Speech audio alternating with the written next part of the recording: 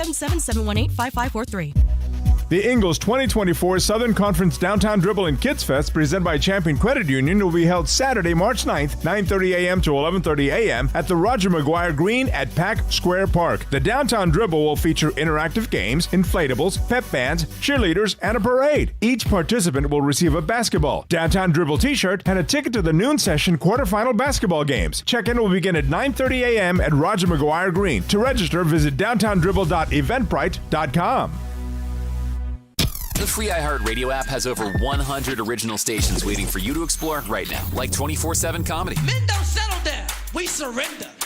Women, we never express the emotions we're actually feeling, right? I'm fine means I'm about to stab you in the neck. Clips from today's top comedians and the greatest of all time. Donut hole. If you want a donut, have a donut. Why are you eating the hole? When you need a laugh, just open the free iHeartRadio app and search comedy. You can actually change the station. iHeartRadio. Free never sounded so good. From the Ingles Studios, this is ESPN Asheville, WPEK, W225CJ Fairview, WMXF Waynesville, and iHeart Radio Station. The pounding begins. The wagons are circled. Every wind is raidered. It's football time in America, and this republic has never been stronger. The Sportsocracy, Beer City's best sports talk, live from the Ingles studio. It is ESPN Asheville, 92.9 FM, 880 AM, 1400. The Sportsocracy is heard everywhere on the iHeartRadio app, and we are seen everywhere on YouTube. Go to thesportsocracy.com, click the live video link, subscribe to the channel so you can join us in the chat, and we're getting all of the things ready for the big trip next week. It is funny to me that I think people forget that I work here for about 11 months out of the year. Then the NFL season ends, and then everybody wants to talk to me. Look, when Jeremy, when you're making waves, right? And when you're taking fire, you know you're over the target. It's fun. It's fun. It just means you're in demand. You're in demand. We're seeing people about horses and things are moving. And next week we will be live in Indianapolis, Indiana, from the NFL Scouting Combine. We're going to do our first ever vertical live from the road, so you can experience a car trip with us. That could be a lot of fun. You'll get to see Jeremy with the great angina gripping onto the old excrement handle as Tank tries to scissor merge. As the plans come together for the week, we will keep you updated on all of it. We have decided that Monday's going to be an off day. That's going to be the travel day. Tuesday is head coach day at the combine, and we don't want to miss that. So we're going to have. Well, Tank had to get there for Todd Bowles because he wants to tell him how much he loves him. Oh yes, he wrote him a love letter. I'm gonna do my best not to get kicked out. Yeah, Tank's gonna have a little Valentine's Day card late in his breast pocket for Todd Bowles. And today at the NFL Scouting Combine, while Todd Bowles was on the stand, some dude was back in the back going, "You suck!" Huey Magoo got thrown out of the media days, and then took his kicked in the parking lot by Todd Bowles. That will not happen. We will be completely professional, and we will have all of the coverage for you. But what we're going to do is Tuesday we're going to have a best of show. We're going to do all of our draft rankings, Flostradamus's quarterbacks and running backs, and we're going to do wide receivers today. We'll play all of the best of draft rankings to prime you for the live coverage that's going to be Wednesday, Thursday, and Friday from the Scouting Combine, with all of the sound from the head coaches, every podium that we can get to, all of the players that we can run into on the field. I've got my little flash mic. I'm going full reporter mode for this thing, so we are going to blow it out. I'm taking a whole mess of Monster beers, and I want to see how many guys we can get to do a chug contest with me. I bet it's more than you think.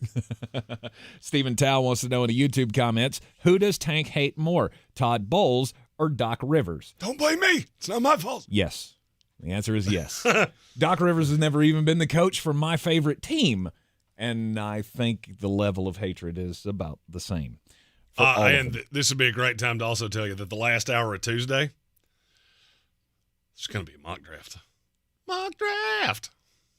It'll be my last first-round mock draft before the combine. And then when we come back, I might as well just do another one. Because you got to do the post-combine mock drafts and rankings and all of the things leading up to the Draftmas season. Later in the show, we're going to have Mullet's first mailbag. A lot of you have commented on the team-by-team mock drafts we've been doing, and some of you require a response, and I'm here for it. And some of you had some really good comments. Some of you told me to do things that are anatomically impossible. If I could do that, I wouldn't have a job. I'd just sit at home. That's what I'd do. Mm-hmm. And you can assume what I'm talking about there, or you can find it on our YouTube channel at the Sportsocracy. The NFL draft, obviously, it wouldn't be the premier event that it is without all of the hard work and the dedication of all of the college football players who have risen to stardom and brought billions and billions of dollars to the NCAA and to their schools. And that's where we start today's program of, is this the Armageddon that Jeremy's been calling for college football? Look, I get called the Alex Jones of sports talk way more often than you would think, which I don't take that as the insult that you would think it is. Yeah, he's a crazy person. I get that. He's also got 50 bajillion followers because he's a lunatic. So I don't really like being compared to him.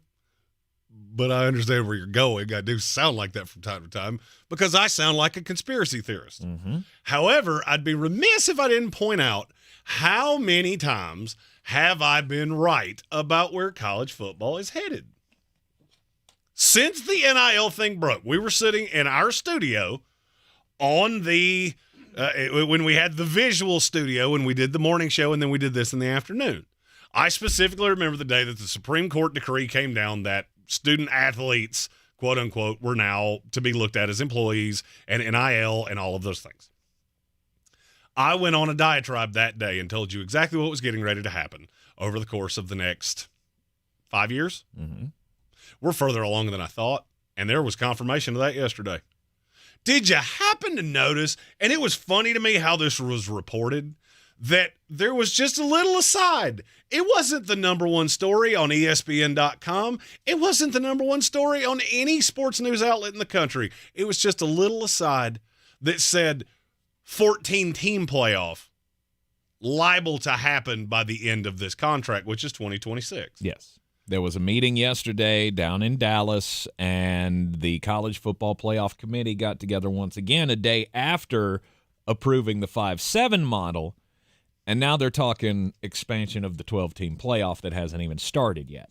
A 14-team playoff that could be in play starting with the 2026 season. So we would have 2 years of a 12-team playoff, and then they would add 2 more teams. Why would they do that? Well, and I read through the AP story, I read through the ESPN story, I read through all of the stories just waiting to hear if anybody would just come out and say it. And every single one of you danced around it. You mentioned it, but you didn't say it. It's because the SEC and the Big Ten want 4 committed automatic spots every year. What does that tell you? How good at math are you? The Big Ten gets 4 spots, and the SEC gets 4 spots. How many does that leave for the rest of the country? In a 12-team playoff? 4. Well, that's the reason we're talking 14. Because that means that the ACC could only get 1. The Big 12 could only get 1. There could only be 1 non-Power 4 conference and Notre Dame. That seems like a bit of a problem, doesn't it? Now, why am I saying this is such a big deal? Do you realize how emboldened you have to be? Do you realize how much of the money you have to have behind you, how much of the power you have to have behind you to be able to look as, was it 37 schools? I think that's what's between the Big Ten and the SEC, or 34. I think it's 34. There are 100 more schools, and you're looking at the other 100 going, we're so much stronger than you that we deserve 2/3 of the spots. And if you won't give it to us, we'll run away. Do you really think anybody outside of those 2 conferences wants a 14-team playoff? Because I'll go ahead and tell you it's no. Really? Look at what that playoff would look like. You smile when I say that. Do you realize who the 13th and 14th teams in this year's playoff would have been? Who? You're talking about an SMU, who was a Power 5 conference champion, or Tulane, or if it was an at-large bid, the 13th and 14th place teams were Penn State and Notre Dame. 15 was Oklahoma. 16 was Oklahoma State. And you don't Do you really feel like we needed to see any of that? You don't think any of those teams would be interested in going to a 14-team play? Of course they would. Of course they would be. But why do the powers that be care? This ain't about fair. We're not going to a 64-team playoff like we get in college basketball. You know why college basketball does that? I hate to break I know we're right down the road from Tobacco Road. We're in the college basketball footprint. Let me go ahead and tell you why the NCAA tournament became 68 teams, because you need as many eyeballs on that as you can possibly have. Do I really think that the 13th seed bubble team at VCU is really drawing a number? No, but if they're in, you get eyeballs from their conference, because that tournament makes the lion's share of our money. Mm-hmm. I believe I once saw it put that the NCAA tournament makes up 75% of all money that the NCAA makes off college basketball per year. Yes. The college football playoff doesn't do that. This ain't about the money. You're heaping money on top of already having money. This is about power. The Big Ten has it. The SEC has it. Mm-hmm. And this has officially gotten to a point where the NCAA can't tell you no. Of course. Oh, you want 4 guaranteed spots? Oh, whatever you want, boss. You're the boss. We're here to do your bidding. Whatever makes you happy, that's what we'll do. Just please don't leave us, because if you leave us, we're so screwed. Yep. That's where you're at. Yeah, exactly. The NCAA has become the boss with 2 elite employees. And those 2 employees can do whatever they want, because they close the vast majority of the sales. And if those 2 salespeople leave, the company will crumble. Mm-hmm. So that means if they want to show up hungover at 11 o'clock, guess what? We're going to let you do it. If they want to use obscenities in meetings with clients, guess what? We're going to let you do it, because we have no power to tell you no. When does that stop? I've employed these people, so I know exactly when it stops. Never. The first time you tell them no. Because the first time you tell them no, they're going to tell you to pound sand, because they know you need me way more than I need you. This is just another power play. At some point, and look at Oregon State, look at Washington State. Those 2 are so desperately clinging on to the Pac-12, which is now a Pac-2. It's a Pac-2 that they had to leech on like a barnacle to the Mountain West to stay even vaguely relevant. At this point, you're just a skosh above Akron. Mm-hmm. But we have to just stay. We just have to stay close to relevancy on that one off chance that we have 1 year that we're good enough to get into this playoff. You're not getting into a conference champion because you don't have a conference. The Big 12, they don't care about you. And this tells you that. They don't care. They're going to give these 2 conferences 4 automatic spots per year. And you know why? Because they know they can fill it. Absolutely. They know that the 4 in the Big Ten will be Penn State. Mm-hmm. And that's fine. And the 4 in the SEC will end up being Tennessee or somebody like that. Yeah. Tennessee, Kentucky every other now and then, Florida. I don't see anything wrong with this. There's no lies in what you're saying. No, there are no lies. We all know and I didn't what say this there was anything wrong with it. Okay, all right. I'm just trying to gauge we're the fans. situation here. So we're fans. Mm-hmm. There's no problem. You want to give us more football? Awesome. Because right now, we're lucky because we're the biggest draft nerds on the planet. So we get 3 months of content off the NFL draft. Not everybody loves that. That's fine. It's what we love, and our names are on the door. It's shocking how many of you like it, and frankly, as long as you keep liking it, we'll keep doing it. Because as soon as this draft happens, what happens? Sports talk for the next 4 months after that. May, June, July, and August. Beginning of August. Mm-hmm. What is it? Well, who's better, Michael Jordan or LeBron James? How long can you talk about that before you finally just go, nobody cares? Absolutely nobody cares. Apparently, on they this do. A lot planet. of people got in their feelings when Justin Fields said that LeBron was better than Michael. Good job. Just piss everybody in Chicago off while you're at it. Did you hear his line about scrubbing the Instagram and throwing shade at his airness? Good on you. Did you hear his comment about unfollowing the Bears?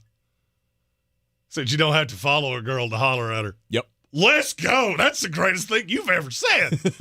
I'm the biggest Justin Fields detractor on the planet. The minute he said that, I went, maybe I like you better than I thought I did. Because that was a dog response. Anyway, it's that rabbit hole we were talking about earlier. Yep. For us, it's not a problem. We're fans. The problem lies in with the other 100 schools. Why do you think Florida State's willing to pay $100 million to get out of the ACC? By the way, I have it on good authority. $100 million to get it done right now. Really? If Florida State walked to the ACC right now and said, we'll give you $100 million to get out of this, the ACC would let them go. You know why? Because they're cash poor. They're cash poor, and they don't have a choice because they know Florida State's going to get out of this. I told you this from the jump.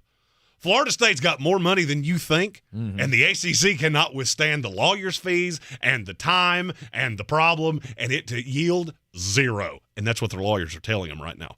There's a great chance that you're going to spend 30, 40, 50, $100 million in lawyer fees, and they're going to get out of here for nothing. It's a sunk cost, and it will sink you. This is the time you need to start negotiating. Fight to the death. It would be the death. It's going to be but the death. But that's what the way. ACC is. That's what the if ACC Florida State understands. gets out the door, the ACC's dead. It does but not it's matter. not, though. It's not dead. It's dead in the way that you are currently looking at it. Yes, it's dead as a Power 5 conference. But I got news for you. It's dead that way anyway. It's dead that way anyway. At this point, the ACC has a terminal illness. It's just a question of, are you going end of life care, or are you trying to sustain quality of life? Right. That's the only difference, because 2036, Florida State's out that door. And the minute Florida State goes, Clemson's gone, North Carolina's gone, Duke will attach itself to North Carolina, NC State will too, and then you're left with Virginia Tech, Syracuse, Boston College. Yippee-ki! Yeehaw! I can't wait to watch that. Hey, don't forget Cal and Stanford. Woo! Let the good times roll. We got the SMU. doldrums from every other conference that's already died. SMU and Georgia Tech. This is going to lead us to the promised land. But this is where the Armageddon, I think, can be saved. The Big Ten, they're better than you, period. The SEC, they're better than you, period. But there's one thing that came out of the last 24 hours that has been rattling around my brain, and I think it could actually save this. Save it. Does college football need saving right now? Oh, the sport doesn't. The structure does. Those top 34, they're good with you, without you. They can cobble together their own fun little. We're the Big EC, and you'll watch it. The sport is great. It's in no danger.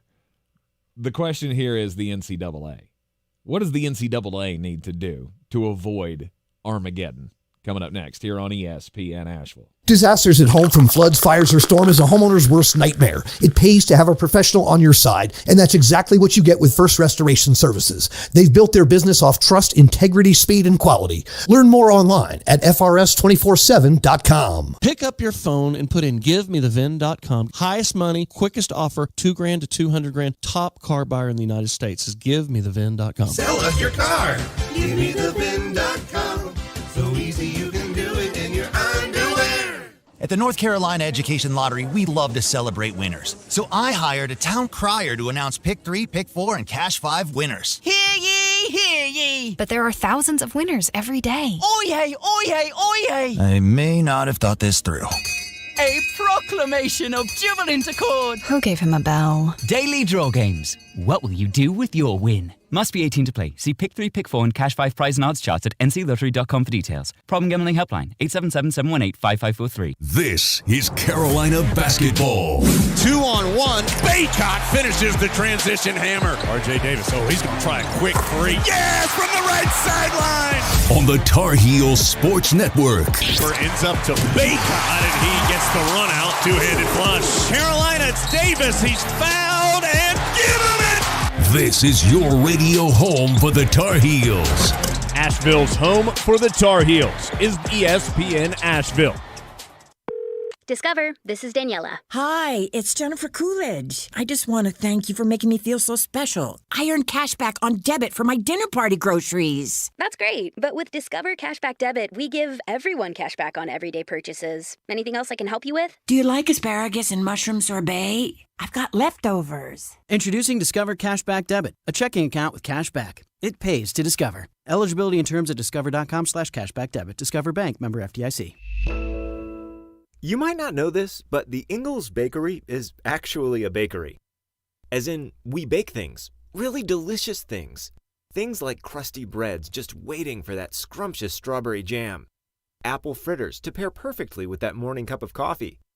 Cakes for any occasion, customized to your precise standards. And did we mention the cookies? It's all in the bag.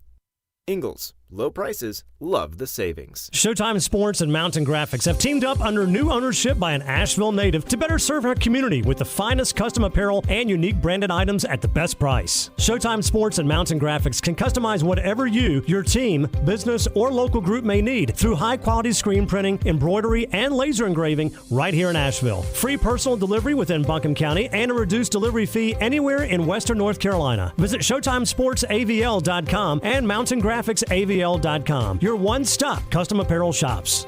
If you're looking to buy, sell, or invest in real estate in the mountains, you need to call the agents at Clarissa Sells WNC, brokered by eXp Realty. Check us out online at ClarissaSellsWNC.com. Download our free app on Google Play or the App Store. Type in Asheville Home Search. You'll be able to connect with our team and see all the available homes for sale in our area. For more information, contact us today at 828-774-6343 or ClarissaSellsWNC@gmail.com.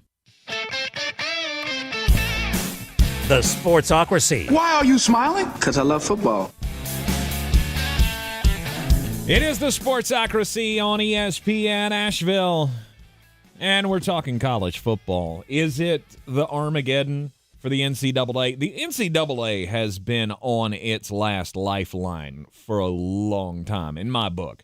I've been preaching what we got right now. This had to come to pass. You had to get to the point where the athletes were getting a share. They were getting a piece. Now they're getting a piece. Now the schools are shifting. The money's gotten even bigger than it ever was before. It's more popular than it's ever been before. And it's caused quite the issue. But now I think all of you are starting to see, the people like me, it wasn't, oh, I don't think they deserve to get paid. That's what all of you wanted me to be saying, is that I have a problem with athletes getting paid. That's not it. It's that you're not looking at the 2 steps ahead.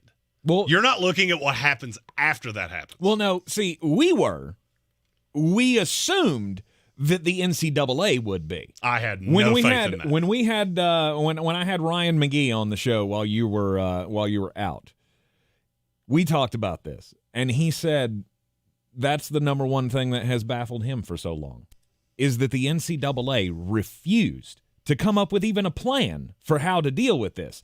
And so when it came, the Alston ruling came down and said, no, you can't stop them from cashing in on their name, image, and likeness.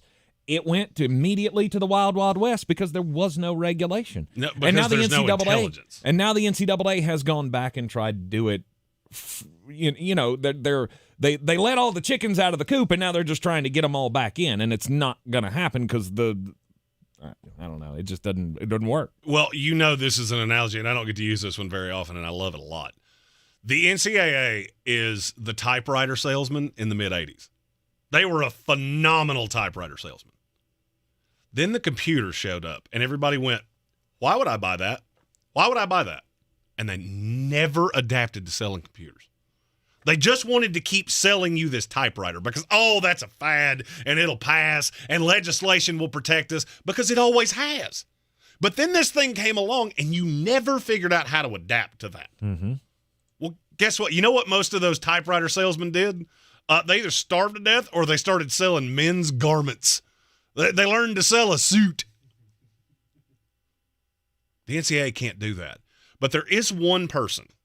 And there's a quote, and this has been rattling around in my head since I read this. Nick Saban. I told you, he doesn't like where this is headed. Mm-hmm. He never came out and said it. He never said that's why he was retiring. But he has now. I'll read it for you verbatim. If my voice can bring about some meaningful change, I want to help in any way I can because I love the players and I love college football. What we have now is not college football. Not college football as we know it. You hear somebody use the word student athlete, that doesn't exist. That's exactly what I've been trying to tell you for 5 years. And you look at all these coaches. The new running backs coach of the Los Angeles Chargers, he had multiple offers to be an offensive coordinator in college football. I'm good because I don't want to play this game. You're making money. I get it. But here's the problem. You want to know how you kill something like this? Make it untenable to be employed by it. Look how many coaches are leaving. Adam Schefter tweeted this morning. You got coaches that are leaving in droves. The best coach in the history of the sport is basically telling you, I retired because I can't say these things that I want to say as a coach because you're going to think I'm being self-serving. Now, I have no interest in it. I'm out. I'm not looking for a job. I'm not looking for things to get better for me. I'm an independent contractor, and the only thing I'm here for is to make this sport sustainable. And this is why I am here loudly and proudly calling for the NCAA to introspectively look at itself and go, I can solve this for you in 3 steps. The first step you should do before this next college football season begins. You separate college football from every other D1 college sport because it's different. All of the rest of them are just hoping to see black because most of them live in the red. And they're sustained by their football program or they're sustained by boosters, whatever the case may be. The NCAA can legislate all of that. And I'll go as deep as basketball. You keep basketball in that. Because I think putting basketball and football together is a bad idea for basketball. You being the breadwinner of this other entity, that could work out nicely for you. Because then the NCAA will treat you the way we treat football right now.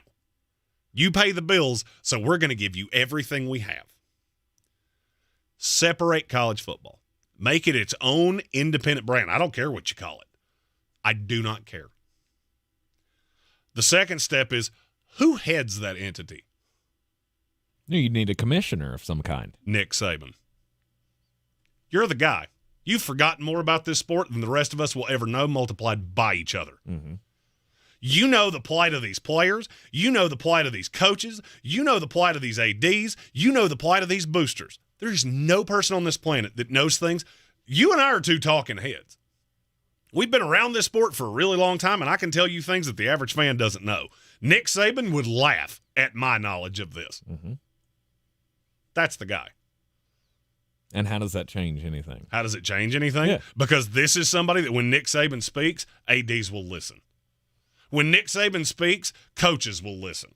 When Nick Saban is in charge, it makes you feel like the leadership from the top is not Mark Emmert or whatever else you've been throwing me for the last 20 years, which is some clueless puppet that's got boosters and the NCAA's hand up his keister and making his mouth move and say only the words that they want him to say. Because Nick Saban doesn't know you squat. Mm-hmm.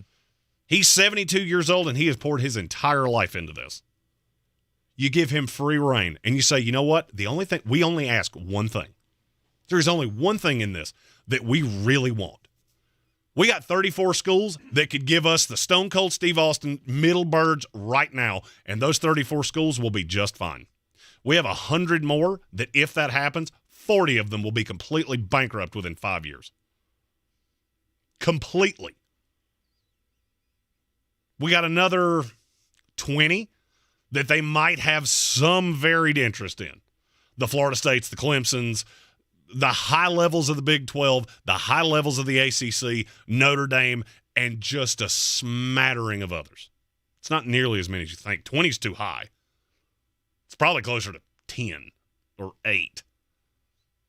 But it'd be really bad if all of those institutions became one AA football. That's where you're headed. It's the you only already path. have the line of demarcation here. Mm-hmm. Adam Gold, who follows us right here on ESPN, he's been resigned to this for 2 years of it's coming. I don't think it has to come because there's still a benefit. There is still a benefit to having those other 100 schools. Yes, we do have to have the payment games where I pay $1 million to come in. You come into my stadium, we beat your brains out, and out you go. That school's still making money. That school still has students that are going to school and getting an education because guess what? They're not going to the NFL in large part. Mm-hmm. It would be a really bad thing if 85 scholarships across 100 membership institutions went away. Because if that money goes away, I got news for you, the scholarships are too. Yes.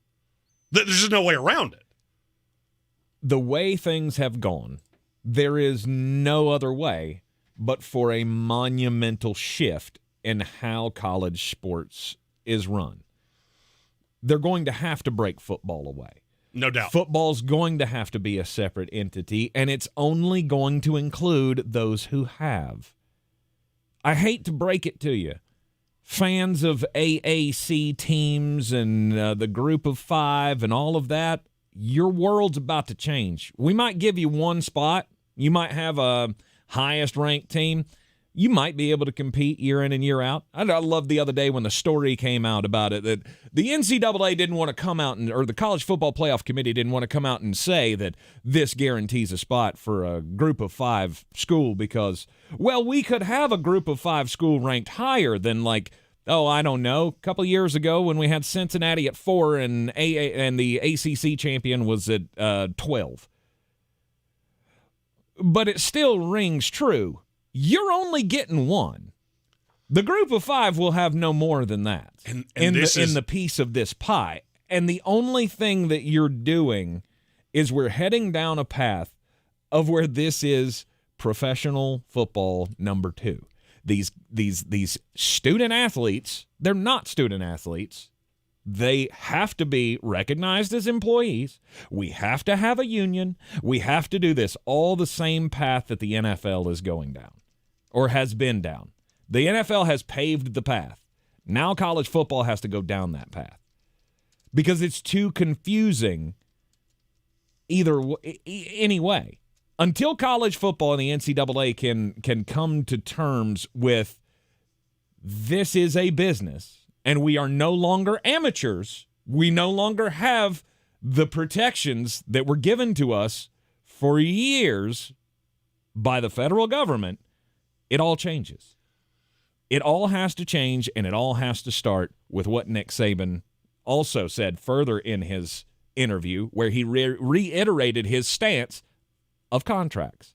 We have to have contracts to protect the schools. We have to have contracts to protect the players. You have to have contracts to protect everybody, and no one at the lower levels can play that game. None of you. That's not true. Really? It's not true. So what you just did, and this is something that you and I have categorically disagreed on the entire time we've done this. Mm-hmm. You're doing the NBA thing. Let me explain that. And we're going to run over here. That's fine. Sorry. It's just the way it is. Name's on the door. It's fine. Who cares? I'll tell them I'm sorry. You have to define what success is. Okay? Success at Memphis and success at Florida State are different. That's why Mike Norvell leaves Memphis to go to Florida State. Yes. But you also have to be able to look at that from the AD side. You have to be able to look at that from the NCAA side. Succeeding at Memphis and succeeding at Florida State are two different things. You got to be okay with, hey, you know what? Maybe we make it into the playoff one time in 15 years. And guess what? We're going to get our brains beat out. That's fine. We got a seat at the table. We got the exposure. We got that 3-star recruit that doesn't want to go be the 7th running back at Alabama. He'll come be a stud here. That's your success. This is what the NBA has screwed up for years. You don't get it. You're trying to pander to the masses. You're a niche sport. That's what you are. Okay? Alabama football, Georgia football, Ohio State, Michigan, Florida State, Clemson, those pander to the masses. Memphis doesn't. San Diego State doesn't. But you can make yourself palatable. They do a pretty good job of that now, playing on Thursday nights, Friday nights, late on Saturday. You can do this all week long. Stop competing against that which you cannot compete with. That's the point. The Big Ten's going to squish you like a bug. They have more money than you do. They have more assets than you do. They have more control than you do. They have more talent than you do. Stop trying to compete with that. This is the USFL and the NFL all over again. Donald Trump, the problem that he had was he got out of line. The USFL could have survived for 40 years, just being what it was. You give us something in the spring. But no, you wanted to compete with the NFL, and they squished you like a bug. And they gave you a check for $1. Congratulations. Because your ego got the best of you. Because people don't like being told that they're a second-rate product. At the end of the day, you are. Okay? And I'm not trying to throw shade at this. I'm just going to tell you this is somewhere I've been recently. I was just at South Alabama 3 weeks ago. That's who houses the Senior Bowl. They do a great job at that. You cannot walk into that stadium and walk into Death Valley at Clemson, walk into Doak Walker or Doak Campbell, at Florida State, and not say, there's a difference here. There's a difference here. Because at South Alabama, I can yell across the field and you hear me. At Doak Campbell, I could be on the sideline and you'd struggle to hear me from the other side. Mm-hmm. There's a difference there. Look around. Have a little self-awareness of what you are. Be great at what you do. Stop trying to be Alabama. You're not, and you're not going to be. And that's what's killing all of you, is that you want to make this fair. Fair is the dumbest word in the English language. There's only one time that word should ever be in your lexicon. It should be in September, and it shows up with clowns and funnel cakes and Ferris wheels. Life ain't fair. But you know who it is fair to? That kid that Alabama would never sniff. And if you're not careful, you're going to lose out on that kid because that kid's not going to have a prayer. I would love to be able to just share my email box because I've become the draft nerd. That's who I am. It's how everybody knows me anytime I go to any of these events. Tank's about to find this out the fun way and probably a really hard way on his liver. But I'm going to try to bring him back in one piece. I get emails daily. From low-level kids at smaller schools that go, hey, you're that draft nerd guy that I've seen on YouTube or I've seen on Instagram. Do you have any connections that could get me to a regional combine? Could you show up at my pro day just because the only thing I want is to make it to the NFL? Do most of these guys have any shot of that? No. But it doesn't mean that they don't deserve a chance. Doesn't mean they don't deserve to play their days out at South Alabama or at Incarnate Word or any of these other schools. But you're never going to be the high-level competitive. You're not.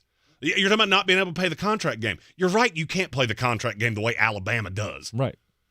That's like asking some mom-and-pop gas station to compete with 7-Eleven. Of course you can't do it. They have 5,000 locations. You have 2. They're going to squish you like a bug every single time. Take your success and run with it. Stop trying to be something you're not and actually put somebody in power that understands that. And you know who that person is? Nick Saban. Because he's been at those little tiny schools. He started there. He's been at Akron. It's the reason I use that. Or Toledo, which those two always confuse me. They have the same colors and they're the exact same level of school. And he's been all the way to Alabama. He understands this from pillar to post. Mm-hmm. And he knows what will work and what won't. You know who doesn't understand that? Mark Emmert, who is the very reason that we have gotten to this point right now. Because he put his fingers in his ears and went, well, figure it out.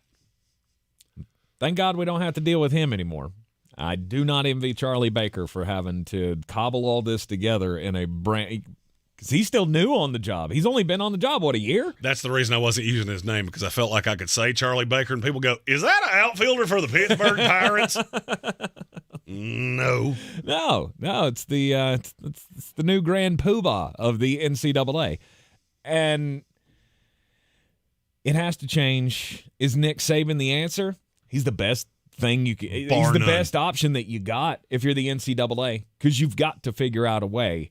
And yes, you've got to jump through every hoop that the Big Ten wants you to, that the SEC wants you to, because you're nothing without them. The only way you still exist is because they allow it. I don't 100% agree with that.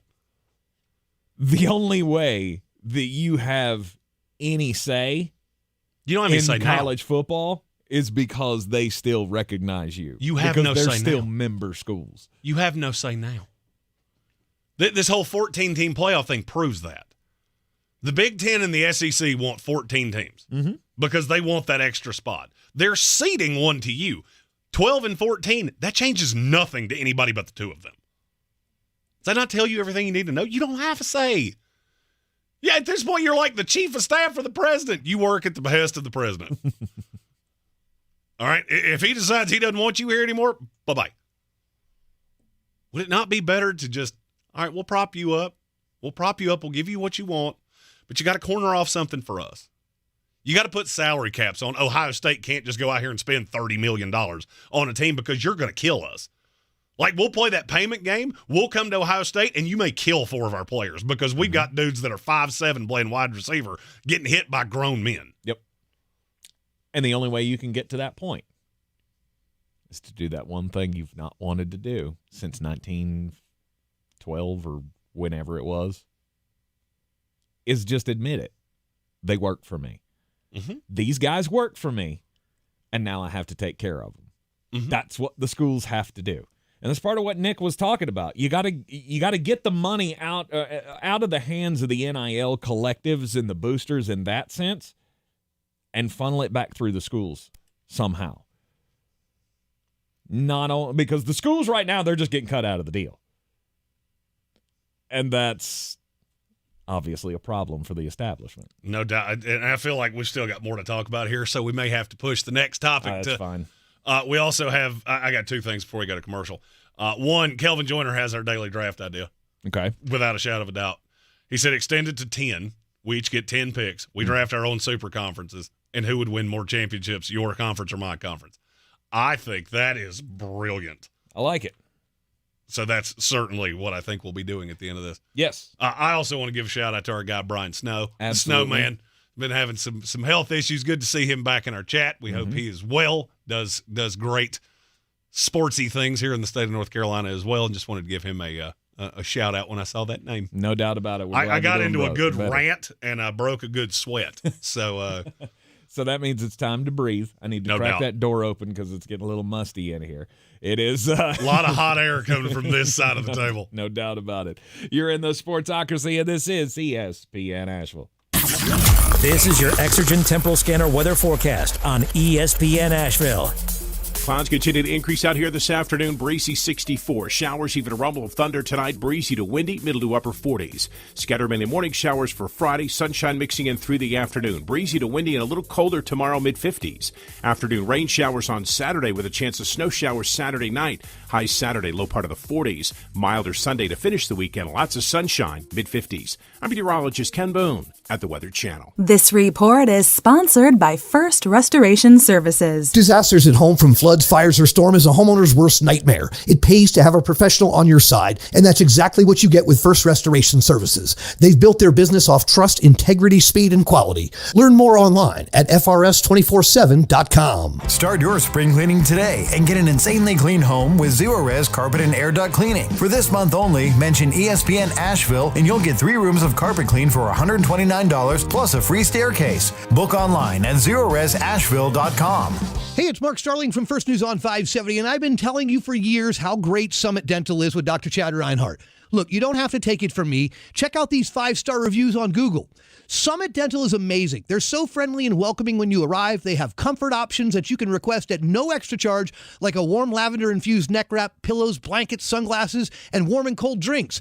I've never had this at any previous dental offices. We've changed our whole family over to Summit. Check out Summit Dental in Asheville with Dr. Chad Reinhardt, home of the comfort menu. Help the planet with a tip from iHeartRadio Earth.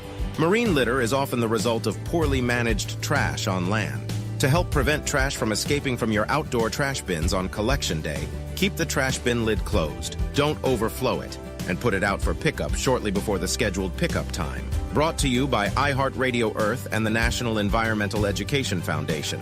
To find more tips for smarter, sustainable living, or to take action in your own community, go to iHeartRadio.com/Earth. The free iHeartRadio app has over 100 original stations, like 24/7 comedy. They were really donut holes. The bag would be empty. When you need to laugh, just open the free iHeartRadio app and search comedy. Should we call someone? I'm like, no, that's his face. iHeartRadio. Free never sounded so good. Dive into hibernation mode with a huge deal on deeper sleep during Mattress Firm's President's Day sale. Shop now and save up to $500 on select Tempur-Pedic adjustable mattress sets and receive a $300 instant gift for pillows and more. Plus, get free and fast delivery to your door. Restrictions apply. The Ingles 2024 Southern Conference Downtown Dribble and Kids Fest, presented by Champion Credit Union, will be held Saturday, March 9th, 9:30 a.m. to 11:30 a.m. at the Roger McGuire Greene at Pack Square Park. The Downtown Dribble will feature interactive games, inflatables, pep bands, cheerleaders, and a parade. Each participant will receive a basketball, Downtown Dribble t-shirt, and a ticket to the noon session quarterfinal basketball games. Check-in will begin at 9:30 a.m. at Roger McGuire Greene. To register, visit downtowndribble.eventbrite.com. If you're looking to buy, sell, or invest in real estate in the mountains, you need to call the agents at Clarissa Sells WNC, brokered by eXp Realty. Check us out online at clarissasellswnc.com. And did I mention that Clarissa Sells WNC loves teachers? We love teachers so much, we're giving back 25% of our commission at closing. For more information, contact us today at 828-774-6343 or clarissasellswnc@gmail.com.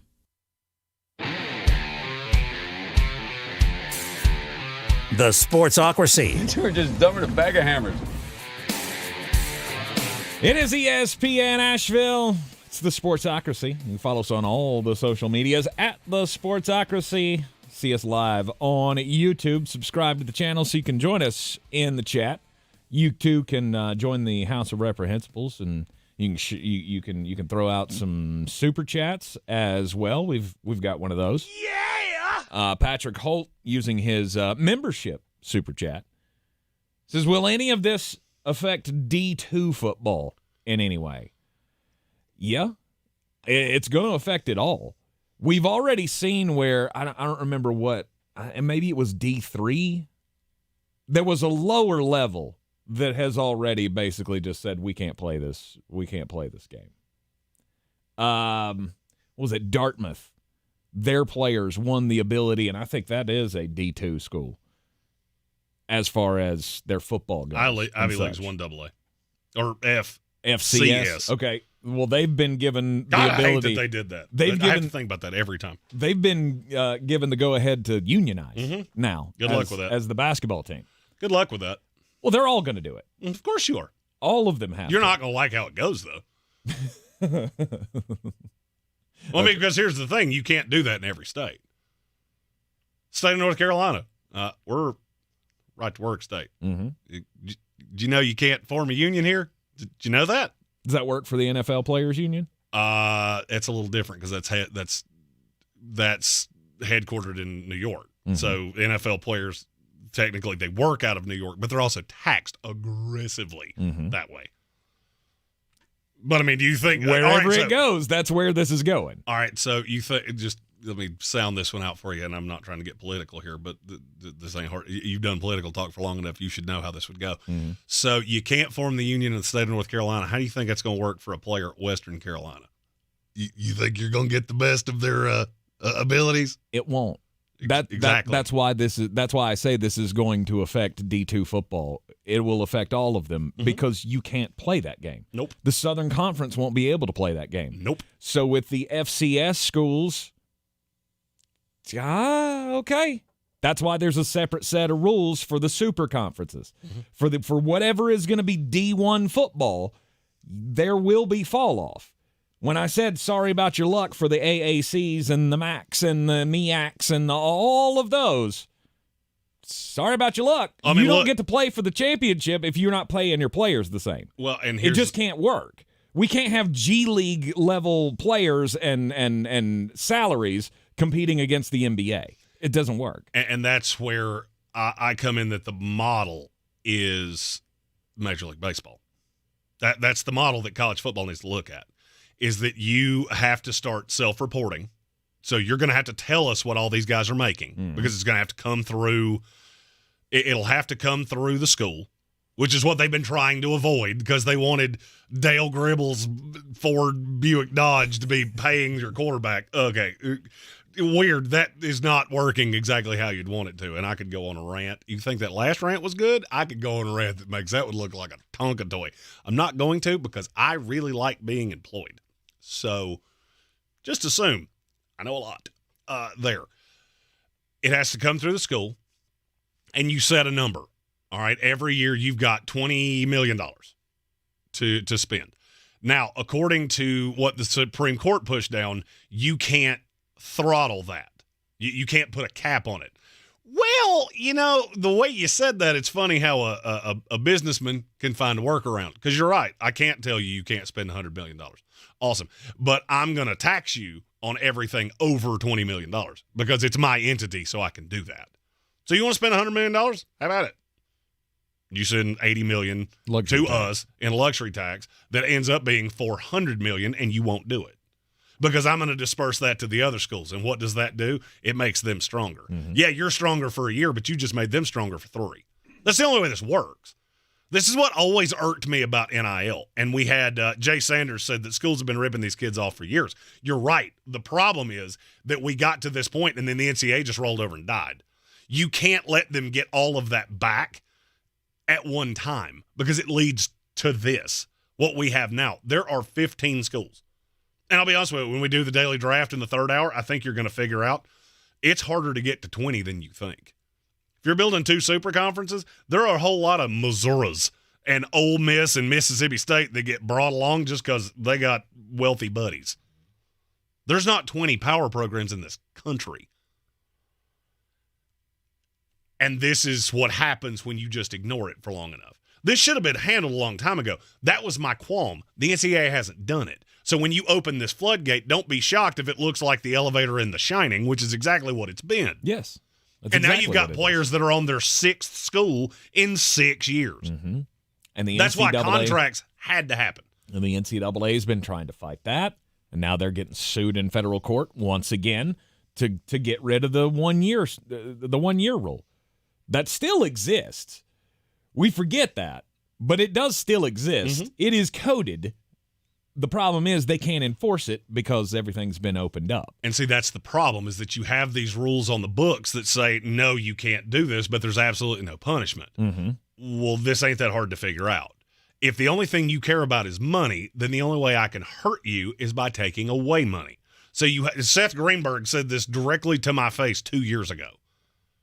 As long as you don't have these kids on contract and there is absolutely no punishment to them whatsoever, if they can just get paid, not give you the deliverables, and then move on to another city and do the same thing, guess what? They're going to do it. They're doing it. And weird, since that was said to me, it's been done over and over and over and over and over again. And this is why we have the problems that we have. We have all of the legal issues that are tied to this. You've got the SEC and the Big Ten coming together to join the Super Twins and rule college football. Meanwhile, you've got the Big 12 and the ACC trying to figure, well, if we come together, maybe we'll have a voice. Nah, not really. Okay, I want you to just think about, let me ask this question, and I'll see if maybe this resonates with anybody that's not understanding exactly what I'm saying.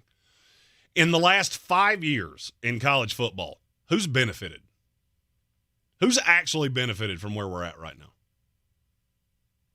I would say the SEC and the Big Ten. You know who you didn't say right there? The athletes themselves. Well, yeah, they're up there as well. Are they, though? Yeah. Because some of them have. Mm-hmm. Some of them have. The top 1%. Mm-hmm. They've benefited greatly because Caleb Williams is making a ton of money as the Heisman Trophy winner. I'm sure Jaden Daniels did quite nicely. I'm sure all the quarterbacks at Alabama did quite nicely. You know who you never see in these commercials? Some offensive tackle from Baylor. He's probably endorsing Dale Gribble Dodge Ram. No doubt. And making $47 to do it. Mm-hmm. McKinney's grading service. And here's the thing. When you don't have the control, the institutional control here, and you're leaving this up to the agents are out for 2 people, themselves and the player. They don't care about the next player. They're taking care of today's client. And you're burning through a lot of these entities that are willing to pay this because there's no oversight here whatsoever. Because a lot of this has been, you cut a check and I play football. No. That's not how this works. We want you to be successful on the football field, but if I'm going to cut you that check because you endorse us, there's way more to that. But then those aren't being paid off. I know a lot of things on the backside of this. Not important. But I'll just tell you, where you're going now, there's less money. There is less money in certain places available to college athletes than there was the day that NIL came through. And until there is some form of oversight and contracts and things like that, you'll never see another dime from that again. So is the solution just making Nick Saban the czar of college football? Let him be the mouthpiece for this. Let him be the guy who somebody called me, what was it yesterday? Master Oogway. Let him be the Master Oogway. You look like Master. You look like that turtle so much.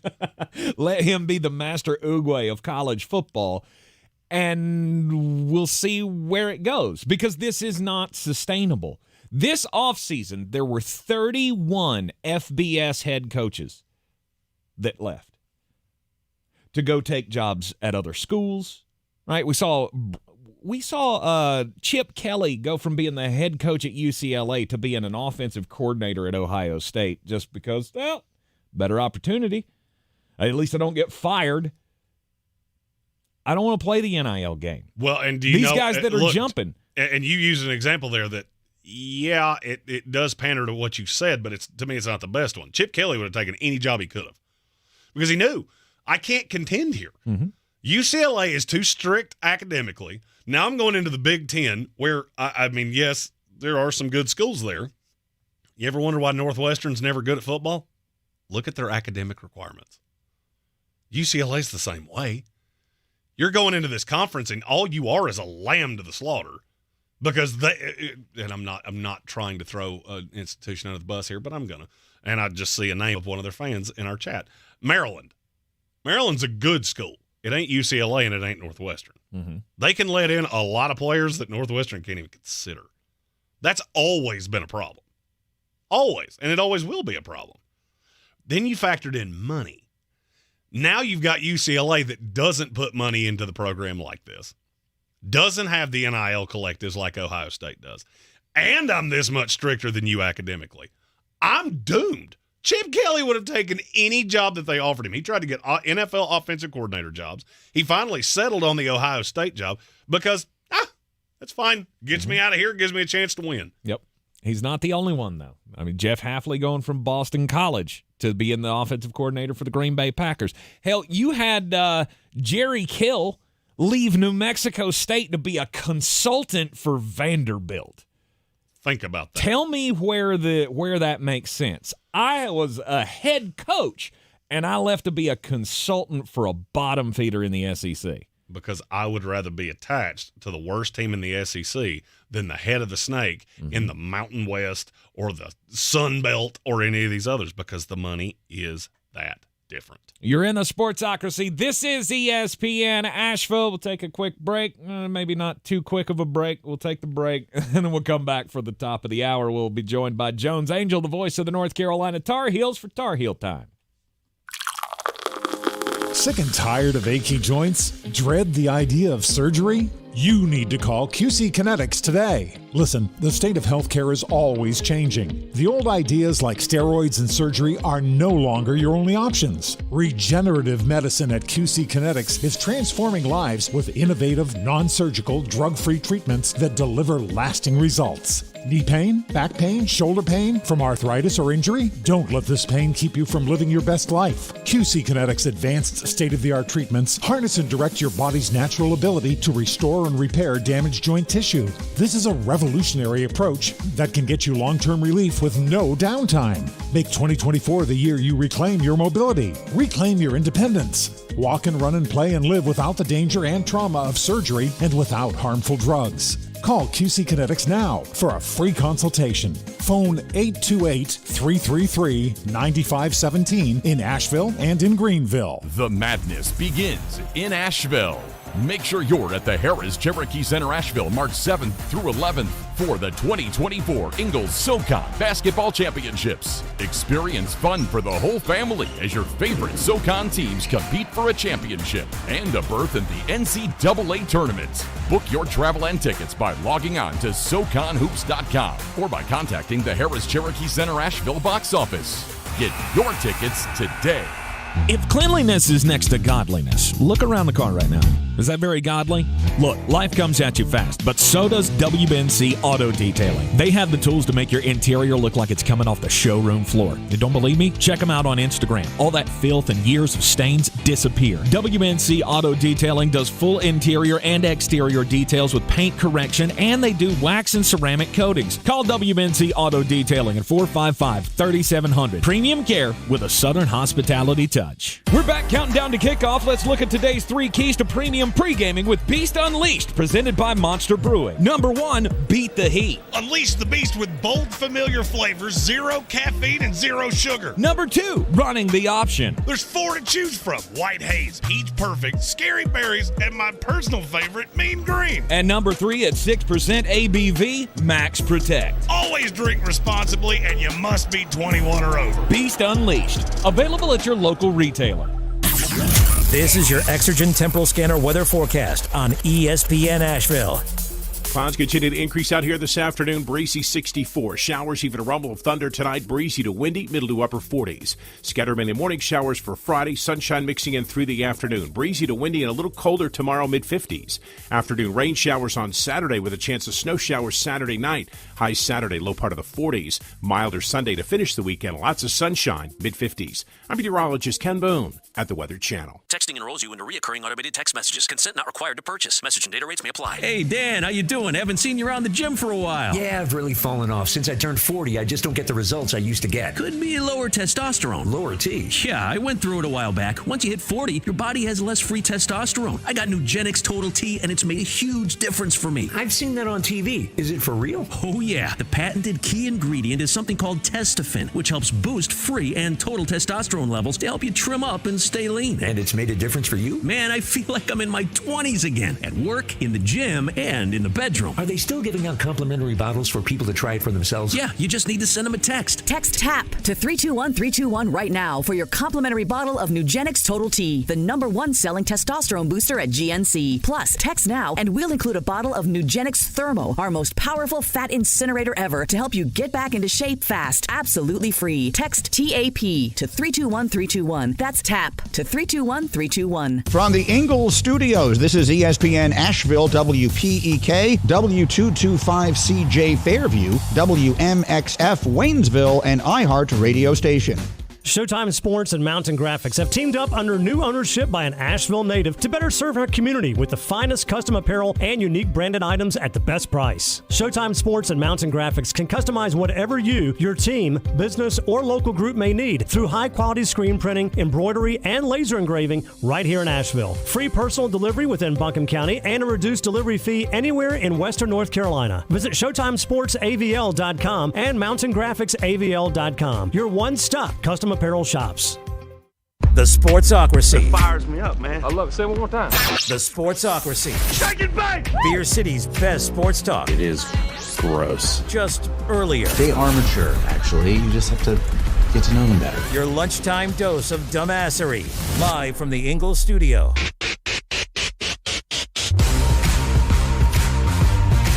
It is ESPN Asheville, and this is the Sportsocracy on ESPN 92.9 FM, 880 AM, 1400. The Sportsocracy is heard everywhere on the iHeart Radio app, and we are seen everywhere on YouTube. Just go to thesportsocracy.com, click that live video link, subscribe to the channel, and join us in the chat. It is Tar Heel time. Voice of the North Carolina Tar Heels, Jones Angel, joining us in the Sportsocracy as he always does on a Thursday afternoon. Tar Heel, it's panic time, Jones, because we're in a tie with Duke at the top of the conference, and they're ranked ahead of us. It's winning time. Well, that was coming with Duke. Duke had already had its bye session within ACC play, and Carolina got its much-needed session of games off this midweek tank. And so, obviously, Duke caught back up as far as number of games played, which has allowed them to tie the Tar Heels there atop the ACC standings. And, they looked I didn't see a lot of that game last night that they played against Miami, and I know Miami was down a couple of really key players in Nigel Pack and Jeremy Cleveland, but Duke can do that, man. They've got some games this year where they just hit a bunch of threes in a row, and I think they ended up with 13 or 14 of them last night. 13. And that's why it's so important when you play them, which I thought Carolina did a good job of the first time those two teams played, to run them off the 3-point line. And that'll be relevant again here in a couple of weeks. Right now, relevant for Carolina is trying to get itself rested and ready for a difficult stretch here to close the regular season, and that starts, of course, Saturday afternoon in a place that has not been very kind, to put it lightly. Tank, to Carolina here recently. Heels have not won in Charlottesville against Virginia since 2012. It's been 8 games in that time frame that they've gone without a win, and so they'll try to change that in a big game on Saturday afternoon. I heard somebody shared that with me the other day, and I found it to be terribly troubling, but also hard to believe that it's been that long since a successful road trip to Charlottesville. Yeah, and it's been, the formula has felt very similar for Virginia in those games. And Tank, I don't have the numbers right in front of me, but it's something like the last 17 or 18, and again, I might miss that, games between Carolina and Virginia that neither team has gone above 80 points. Mm-hmm. Even in some games that Carolina's won, that they haven't been able to get above that 80-point mark and have only gone over 75 a handful of times in the last decade or so against Virginia. And so the Cavaliers have very successfully, and this isn't unique to Carolina, of course, it's the way Virginia wants to play, but they've slowed the tempo way down.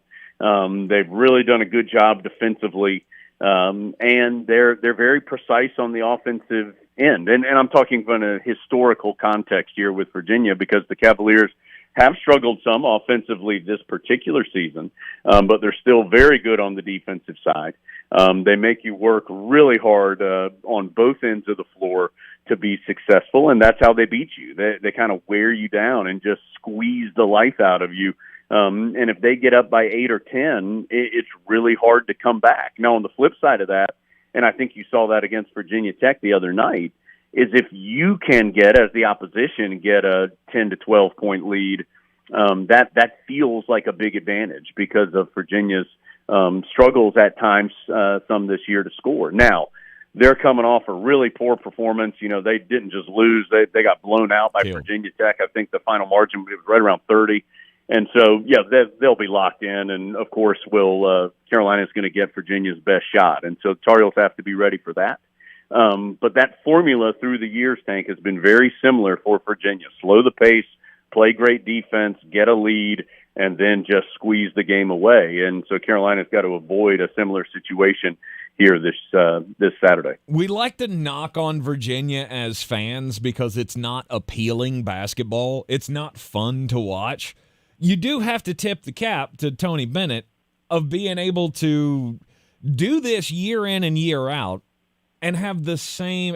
Every year you're going to have what I like to call the Virginia games, or as some would refer to them as the setback games that set basketball back by 100 years, where they can only muster 49 to 47 the other night against Wake Forest, where Carolina, we went into the half on that same night, I believe, up. Or we had 49 points at the half. That was all Virginia could score in that game. But their uncanny ability to be able to just close you down and make you play a half-court game, and that's the worst.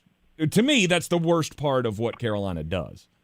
Yeah, it's been interesting with Virginia, and they've really, to Tony Bennett's credit, and now this, again, isn't unique to Virginia necessarily. It's the way that Tony Bennett, his dad, of course, was a longtime coach and played a similar style. He was the head coach at Washington State. In fact, Carolina saw a Tony Bennett Washington State team in the Sweet 16 back in 2008 before he became the head coach at Virginia. And, this is the style that he's always taught, and that's the way that he's coached. And he found a way.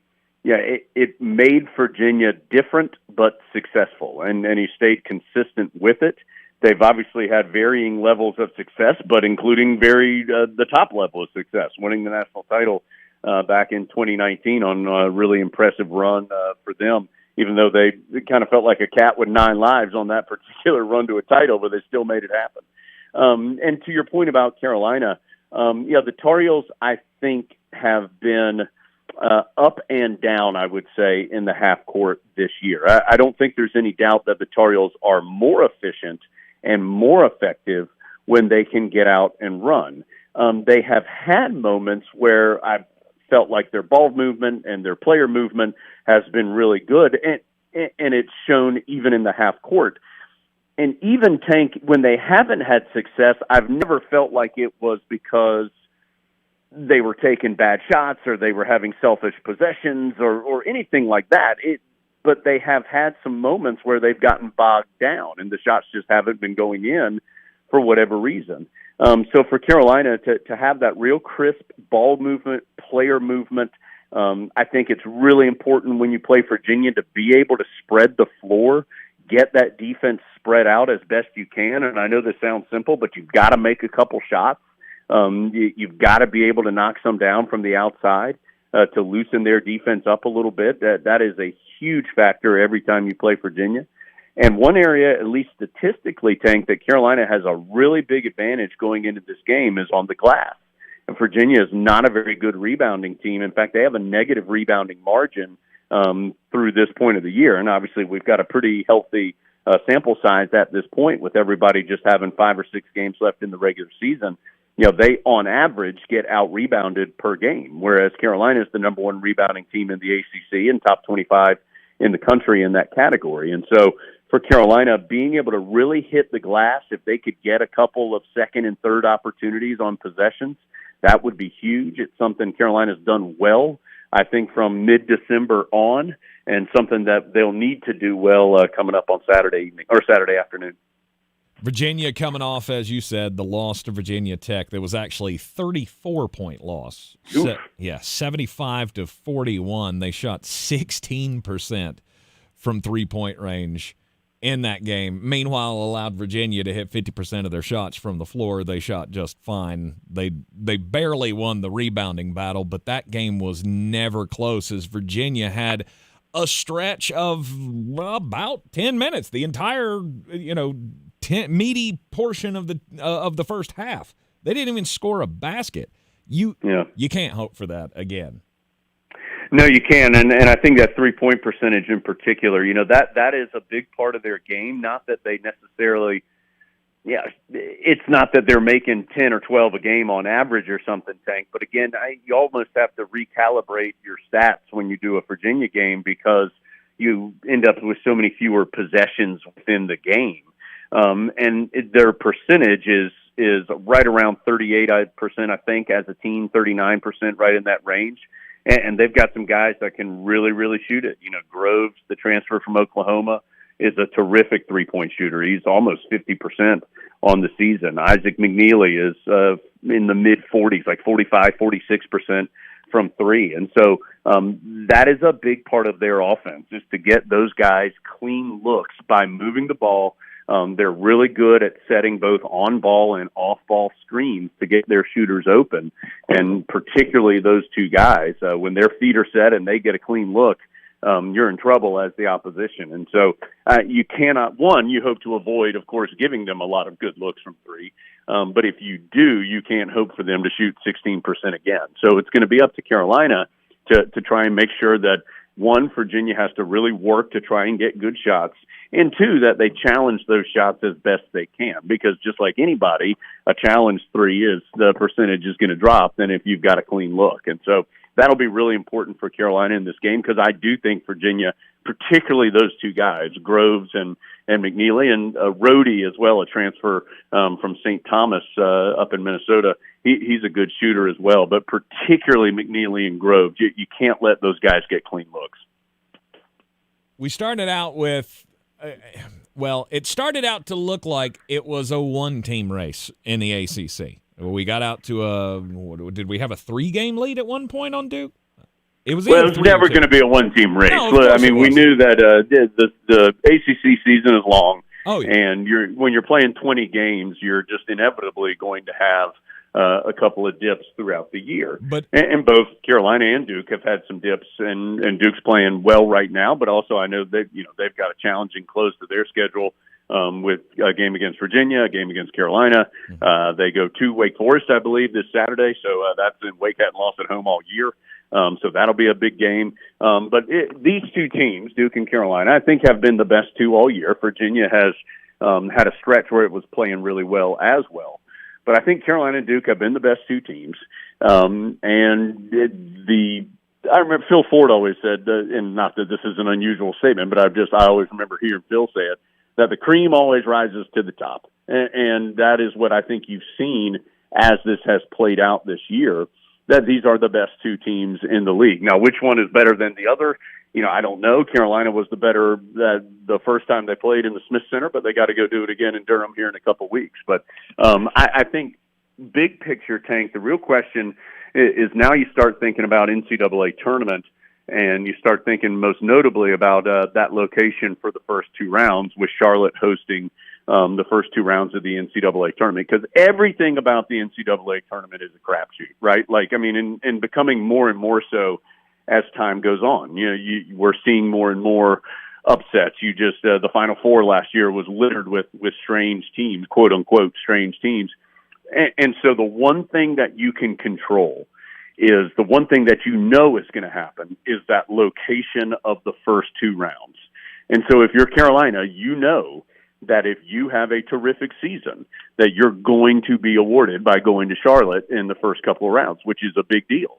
And so for Carolina, that means who are you competing against? You're competing against Duke, and you're competing against Tennessee, I think, as well, because Tennessee would be a team that I would assume that Charlotte would be the most desirable location for them as well to go for the first couple of rounds. Now, the big benefit for Carolina is that the Tar Heels have head-to-head wins against both those teams. But if you go through a full ACC season, despite the fact that the regular season schedules are no longer comparable, because it's a bit of a luck of the draw as far as who you play twice, who you play where throughout a season. But if you go through a season, if you're Carolina and Duke, I think whichever team ends up higher than the other in the ACC standings, that will give them a feather in their cap. If Carolina is able to sweep the season series with Duke, obviously that would be a big plus for the Tar Heels. So there's all these different things that even though we only have a few games left, there's a lot of variables that are still in play for some very important things that are coming up in the near future. There is a lot going on this past week. The latest poll came out. Duke is now ranked higher than North Carolina. They're at 8. We're at 10.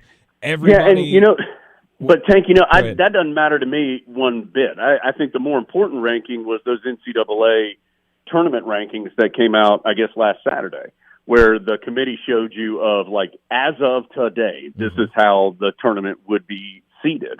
And Carolina was the number 1-2 seed, the number 5 overall seed in that event, and Duke was a 3 seed. And so, sure, yeah, Duke may be ranked 8th in the AP poll, but they aren't seeding the NCAA tournament on the AP poll. And so I think that is the more important measurement right now to think about. And that is that whole body of work. And that's where the win over Tennessee, the win over Oklahoma, the really strong schedule, even with some losses to neutral sites, to UConn and to Kentucky, that's where all of that comes into play for the Tar Heels. And yet, as I just said in the previous answer, there's still plenty of variables and different things that can happen here in the last 2.5 weeks or so of the regular season. And so Carolina is in good position, but the race has not completed yet. You still got to hit the final leg here before you get to the postseason. And I think we caught we caught kind of the week off here at a good time. Absolutely. Going into the stretch, no midweek game. You were able to get in some good full practices, I'm sure. Hopefully we won't have any more any more whispers behind closed doors about bad practices, because it didn't go well for us the last time that all started. Hopefully it's all on track. Any team's going to have bad practices during the year.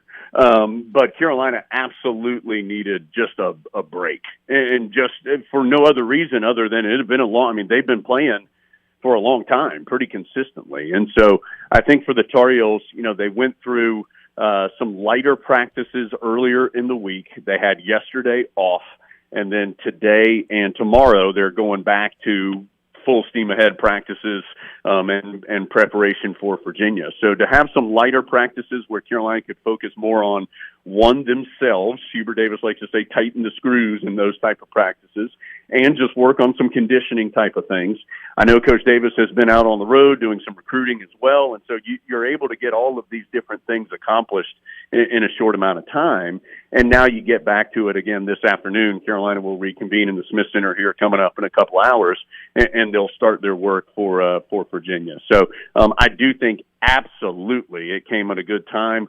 The Tar Heels needed it, and I'll be interested to see how they come out of it starting on Saturday. But a great time for Carolina to get a little breather for sure. In my opinion, I think it was the perfect time. Yes, absolutely. Stretch run of the season, and you'll hear it all right here on ESPN Asheville. Saturday, 4 o'clock, 3 o'clock pregame here on ESPN Asheville. The North Carolina Tar Heels at Virginia, where, as Jones said, they have not won a game in Charlottesville since 2012. So the Tar Heels are due, if you believe in those narratives. Jones, I'm not sure we'll touch base with you next week. We're going to be on the road in Indianapolis covering the NFL Scouting Combine. So we may skip next week, and then we'll touch base with you beginning of March. Sounds good. Hope, of course, a couple Tar Heels are up there at that Combine. I think, Ced Gray's there, and Tez Walker, and, of course, Drake. Yes, so sir. It'll be interesting to see how those Tar Heels do, and looking for. I know we're not quite there yet, but should be plenty of Tar Heels involved in the draft this year, so that should be fun too. But we'll talk in a couple weeks. Yeah, we'll keep an eye on it for you, and if you want to talk about it, maybe you can give me a call. You are in the Sportsocracy, and this is ESPN Asheville 92.9 FM, 880 AM, and 1400.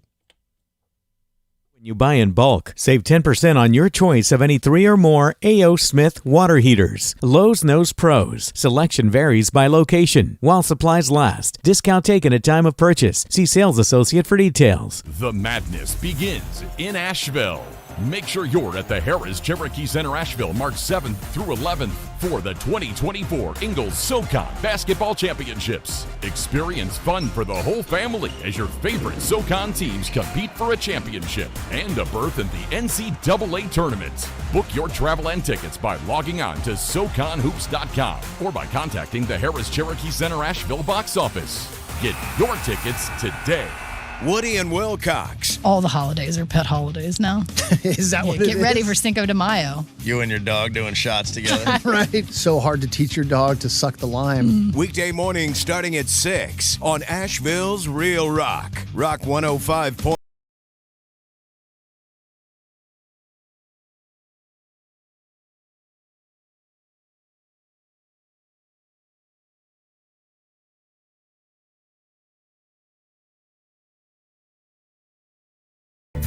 I'm getting vaccinated with Prevnar 20, a Pfizer vaccine. So am I, because I'm at risk for pneumococcal pneumonia. If you're 19 or older with chronic conditions like asthma, diabetes, COPD, or heart disease, or are 65 or older, you are at increased risk for pneumococcal pneumonia. Ask your doctor or pharmacist about Prevnar 20, pneumococcal 20-valent conjugate vaccine. It can help protect you against pneumococcal pneumonia in just one dose.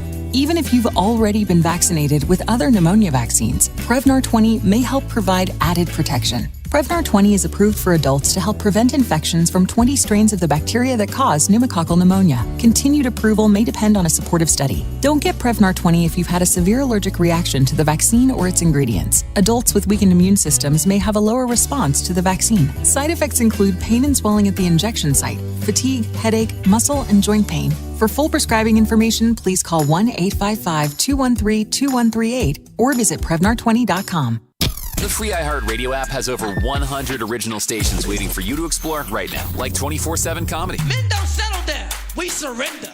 Women, we never express the emotions we're actually feeling, right? I'm fine means I'm about to stab you in the neck. Clips from today's top comedians and the greatest of all time. Donut hole. If you want a donut, have a donut. Why are you eating the hole? When you need a laugh, just open the free iHeartRadio app and search comedy. You can actually change the station. iHeartRadio. Free never sounded so good. The best season of the year is here. Tailgate season. Monster Brewing presents this season's MVP, The Beast Unleashed. with 4 bold, familiar flavors. With 0 caffeine and 0 sugar. Beast Unleashed is your new pregame ritual. With white haze, mean green, peach perfect, and scary berries, there's a flavor for every fan. The Beast Unleashed. 6% alcohol by volume. Unleashed responsibly. Must be 21 or over. Beast Unleashed available at your local retailer. At Ingles, whether we're celebrating Friday night rivals, televising college basketball games, bringing the Fan Fest to semi-pro soccer, or taking you out to the ball game at your minor league park, it's all in the bag. Ingles, low prices, love the savings. On the weird scale, there's Vegas, there's Florida, and there's Asheville. Let's get weird, Asheville. It is ESPN Asheville. This is the Sportsocracy. We're live in the Ingles studio. Time to get weird and changing things up here just a little bit. I want to get into get the weird in here because I really just didn't want to miss telling this story because you've heard of Burning Man. It was a disaster this past year. And I'm sure they'll do it again. I don't know how bad it has to get for you to call a festival quits, but Japan, they're ending a 1,000-year tradition. The Somon-sai Festival, commonly known as the Naked Man Festival, Works 2 out of every 3 times. will be ended after 1,000 years. Would you like to take a guess at why, Jeremy? Do they not have enough naked men's? Nailed it. Because of the declining population of the area, they just don't have enough people to participate in Naked Man Festival any longer. So who knew that the big festival of members didn't have enough members? It's odd. What possesses you to do? I'm sure there's a great, long dynastic story about the rise of the Naked Man Festival in Japan. This is one of those things that I just think I do.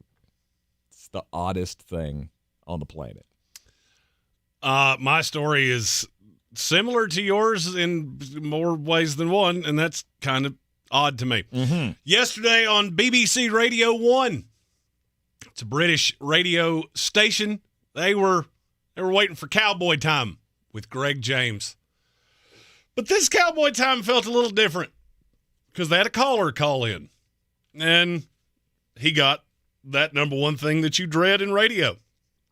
What is that, Tank? There's 2 words in radio that nobody ever wants to hear. Dead air. There it is. For almost a solid minute, the caller didn't respond. And when they did respond, it wasn't with their voice. Apparently, whoever this caller was, he said, "Hello, I'm here." And then he asked what time it was. And then he went 10 solid minutes of playing nothing but sex noises on the old radio box. Here's my question. How'd that go for 10 minutes? Do you know how long 10 minutes is? I didn't rant about the SEC for 10 minutes, if that tells you anything. At what point do you go, oh, I see what we're doing here, and you hit that old drop button, and you just roll right on along? Well, Greg James, apparently, he didn't get the memo. There's one great big problem with that. Apparently the listeners loved it, and now they want it to happen more often. Of course. That's always the scary, possibly unintended effect of doing something that you didn't want to. People might like it, then you might be stuck doing it. Mm-hmm. If you don't believe that, just understand that you're hearing this from a man that's had a mullet for 3 years. I thought it'd be funny. 3 years later, it ain't so funny. Every joke has its limit. And, wow. So the listeners are clamoring for more sex noises for 10 minutes straight. Yeah. This is the BBC Radio's version of Jeremy's mullet. Mm-hmm. My question is, at what point do they have to look at their wife and go, "You're on my hair"? What does that say about the quality of your program, though? Right over his head. Didn't even acknowledge it. No. What does that say about the quality of your program, though? The listeners of the BBC would rather listen to that than listen to you any longer. Well, I mean, there's a lot of people that have said you could put car wrecks on ESPN radio for 3 hours. It would be more palatable than listening to me. That's very true. Everybody's a critic, I guess. Yeah, it's okay. Hey, you know who shouldn't be critics? People that have proof graduation pictures as their profile picture on Instagram. One dude found that out the wrong way on Instagram. Oh, did he? 2 days ago. That old phrase, "you come at the king, you best not miss." Just understand, you can throw shade at me all you want to. I am a lifelong comedian, and I ain't the nicest guy you ever met in your life. Yeah. All right. Caleb Williams. We want to talk about that? Yeah, this is a weird story. Why is he not hiring an agent? Well, there's a couple thoughts of that. So if you haven't heard this story, we in NFL media, we get a list and it usually happens about this time. It's about a week before the combine kicks off. We'll get a list of the representation for every draft prospect. And some of them are guys that I look at the name and go, who is that? I don't know who that is, and I don't know why you're telling me who he's represented by. But very rarely do I go, where's Caleb Williams? I did this time. And this is really, if it was anybody else, I don't think it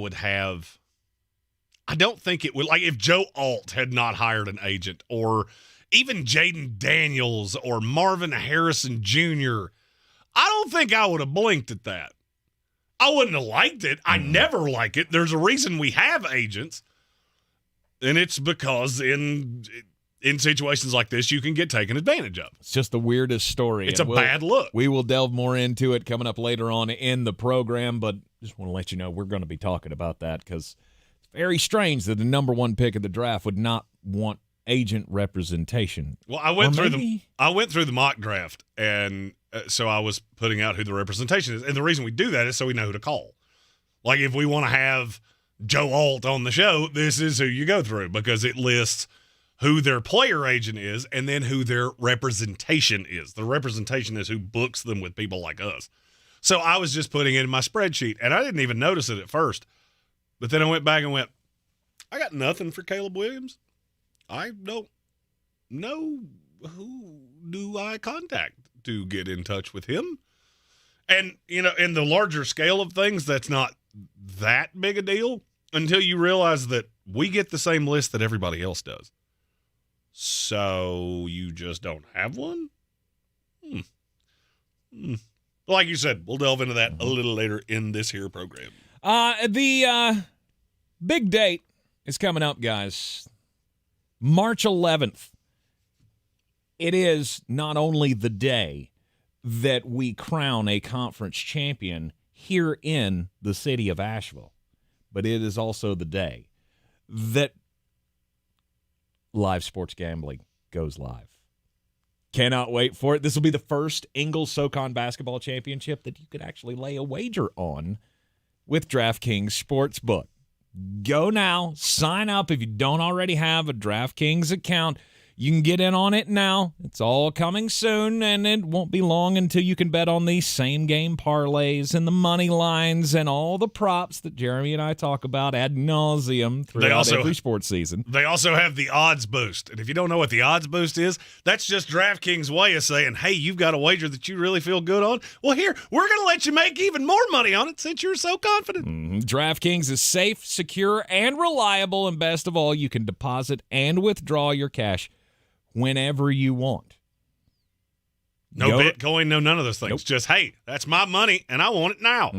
New customers, download the DraftKings Sportsbook app now and bet on all your favorite sports once we go live, only on DraftKings Sportsbook, coming to North Carolina on March 11th. Gambling problem? Call 877-718-5000. 5543, or go to morethanagame.nc.gov. 21 plus, North Carolina only. Eligibility restrictions apply. Subject to regulatory licensing requirements. See terms at DraftKings.com/sportsbook/NC. When we come back from the break, it'll be time to dive into the latest rankings for the NFL draft. Flostradamus's pass catchers to look for. Coming next. This is your Exergen Temporal Scanner weather forecast on ESPN Asheville. Clouds continue to increase out here this afternoon. Breezy 64. Showers, even a rumble of thunder tonight. Breezy to windy, middle to upper 40s. Scattered mainly morning showers for Friday. Sunshine mixing in through the afternoon. Breezy to windy and a little colder tomorrow, mid-50s. Afternoon rain showers on Saturday with a chance of snow showers Saturday night. High Saturday, low part of the 40s. Milder Sunday to finish the weekend. Lots of sunshine, mid-50s. I'm meteorologist Ken Boone at the Weather Channel. This report is sponsored by Mattress Firm. Dive into hibernation mode with a huge deal on deeper sleep during Mattress Firm's President's Day sale. Shop now and save up to $500 on select Tempur-Pedic adjustable mattress sets and receive a $300 instant gift for pillows and more. Plus, get free and fast delivery to your door. Restrictions apply. As a mom, comforting my family is what I do best. Vicks Vapor Stick provides soothing, non-medicated Vicks vapors in an easy-to-apply stick. And it dries fast, so there's no mess. I use it to comfort myself and my family. Thanks, Mom. Vicks Vapo Stick. Soothing comfort for the whole family. And when you need more comfort for yourself, try Vicks Vapo Shower for steamy Vicks Vapors. Use as directed. Vapo Stick for use ages 4 and up. Vapo Shower use for adults only. Don't believe me, believe the Better Business Bureau. 5 stars for GiveMeTheVin.com. The rest of them are 1 star. America's best car buyer, GiveMeTheVin.com. Sell us your car. GiveMeTheVin.com.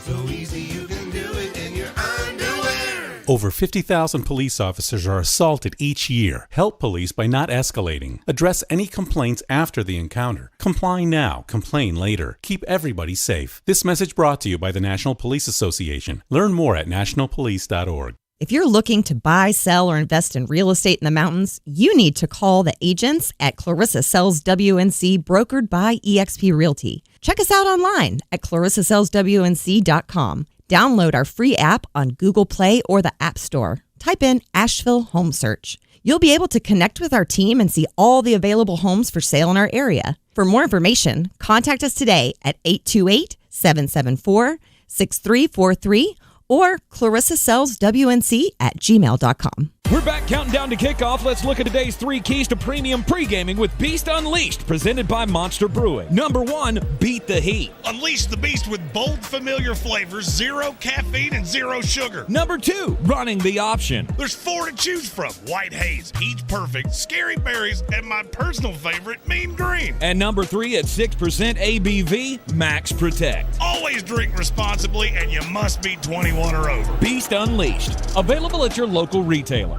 If cleanliness is next to godliness, look around the car right now. Is that very godly? Look, life comes at you fast, but so does WNC Auto Detailing. They have the tools to make your interior look like it's coming off the showroom floor. You don't believe me? Check them out on Instagram. All that filth and years of stains disappear. WNC Auto Detailing does full interior and exterior details with paint correction, and they do wax and ceramic coatings. Call WNC Auto Detailing at 455-3700. Premium care with a Southern hospitality touch. It's the moment you dream of, the moment you work for. All culminate into this time, your moment. Ingalls, we're with you every step of the way.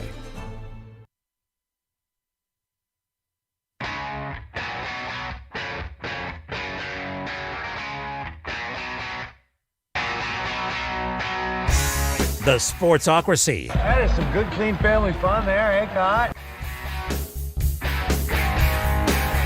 It is ESPN Asheville. You're back at the Sportsocracy inside the Ingalls studio. Yes, we will be headed up next week. Early next week, we're leaving town, going to Indianapolis. Leaving on a jet plane, and then we'll be back for the weekend. Yeah, Indianapolis, where the NFL Scouting Combine will be taking place.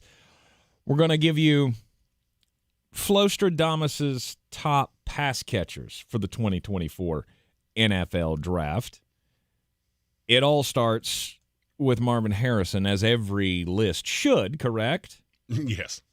I mean, we did see that one ranking the other day that had some Malik Neighbors was number one, and he's great. I like Malik Neighbors, but if you think he's better than Marvin Harrison Jr., I'm going to need you to pee in this cup because I don't know what crimes you're smoking, but you're smoking some form of crimes. And I think he's a pretty good step behind Rome Odunze as well. Neighbors? Yes. I have a Odunze ahead of him, but it's pretty close. It really depends on what you need. All right, so I'll give you an example. Brian Haynes asked me this. He's our football Farley. He's a Giants fan. So he was asking me what the Giants would do at 6. He saw the mock draft. He heard some of the things I said.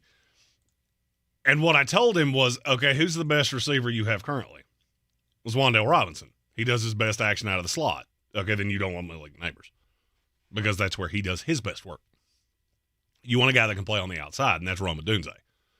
And I don't feel like I have to say much about Marvin Harrison. You saw it, okay? You remember that kid that wore number 18 at Ohio State? Him, the one that nobody could ever defend. Mm-hmm. Yep. Yeah, he's real good at football, and he's going to be real good at football in the NFL. The question comes in with the next 3. What order do you have Rome Odunze, Brock Bowers, and Malik Neighbors? I have Bowers ahead of Odunze and ahead of Neighbors, but it's not by a lot. Mm-hmm. I keep seeing mock drafts that have Brock Bowers falling to like 18 in the Bengals, and again, there's a cup. I left it right here, and I'm going to need you to pee in it because I think you're smoking crumbs. I don't see any path to that happening. Well, it's the same thing. We did the same thing with Kyle Pitts. I was going to say the only thought here is that not a premium position, tight end is not, but still the talent outweighs. He's not just a tight end. He does so much more. Not saying that he's going to be running the ball out of the backfield like he did at Georgia in the NFL, but he could. I think he will. You can split him out wide. I think it would be insane to not use that ability that he showed. He's just a weapon. He's a Swiss Army knife. And look how bad that Georgia offense was by comparison when he wasn't on the field. There's a reason for that. Mm-hmm.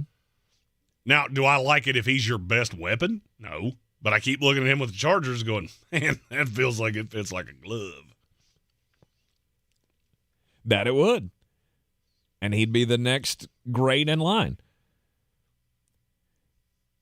It's hard to have anybody else ahead of him.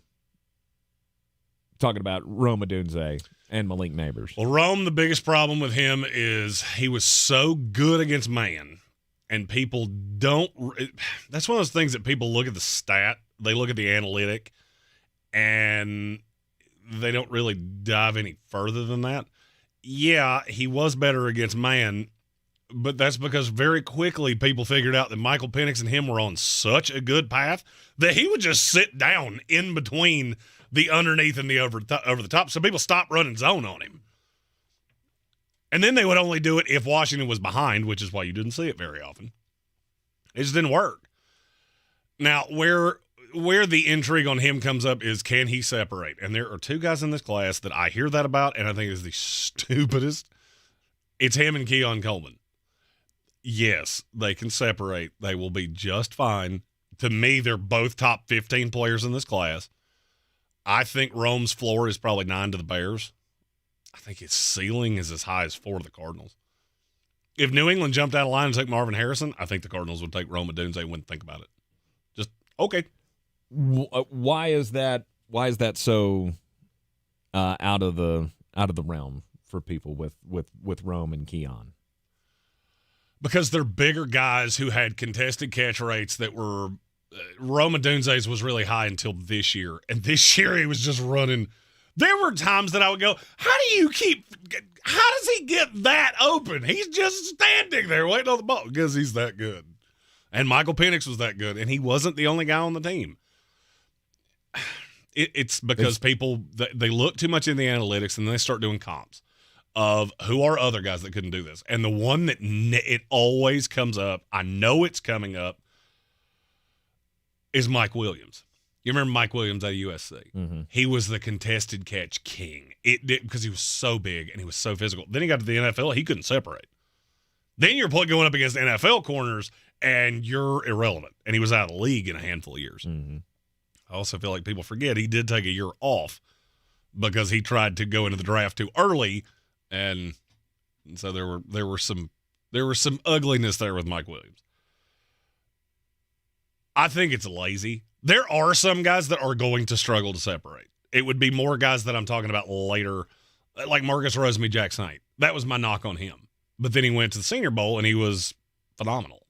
And he separated just fine. I don't get it with Odunze. I don't get it with Keon Coleman. All right, after those 5, we've got our top 5 pass catchers here. Marvin Harrison Jr., Brock Bowers, Malik Neighbors, Rome Odunze, Keon Coleman. And we didn't talk much about Neighbors. For me, I know a lot of people love him. There are people who think he's – I mean, I've only seen one that had him ahead of Marvin Harrison Jr., and that one doesn't make even a lick of sense to me. But I know there are people that like him quite a lot. I think PFF has him at 4 overall.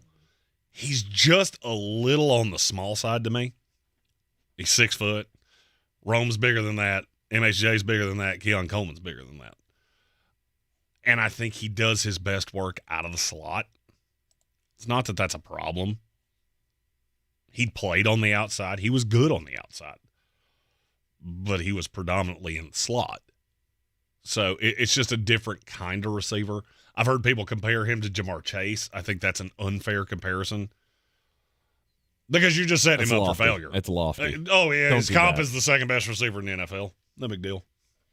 Well, he's the third best receiver in his class. Of course, we did that to him, too. So also, the big knock on Neighbors for me is if you look at who he had his best games against, it was Mississippi State, it was Army, it was Florida.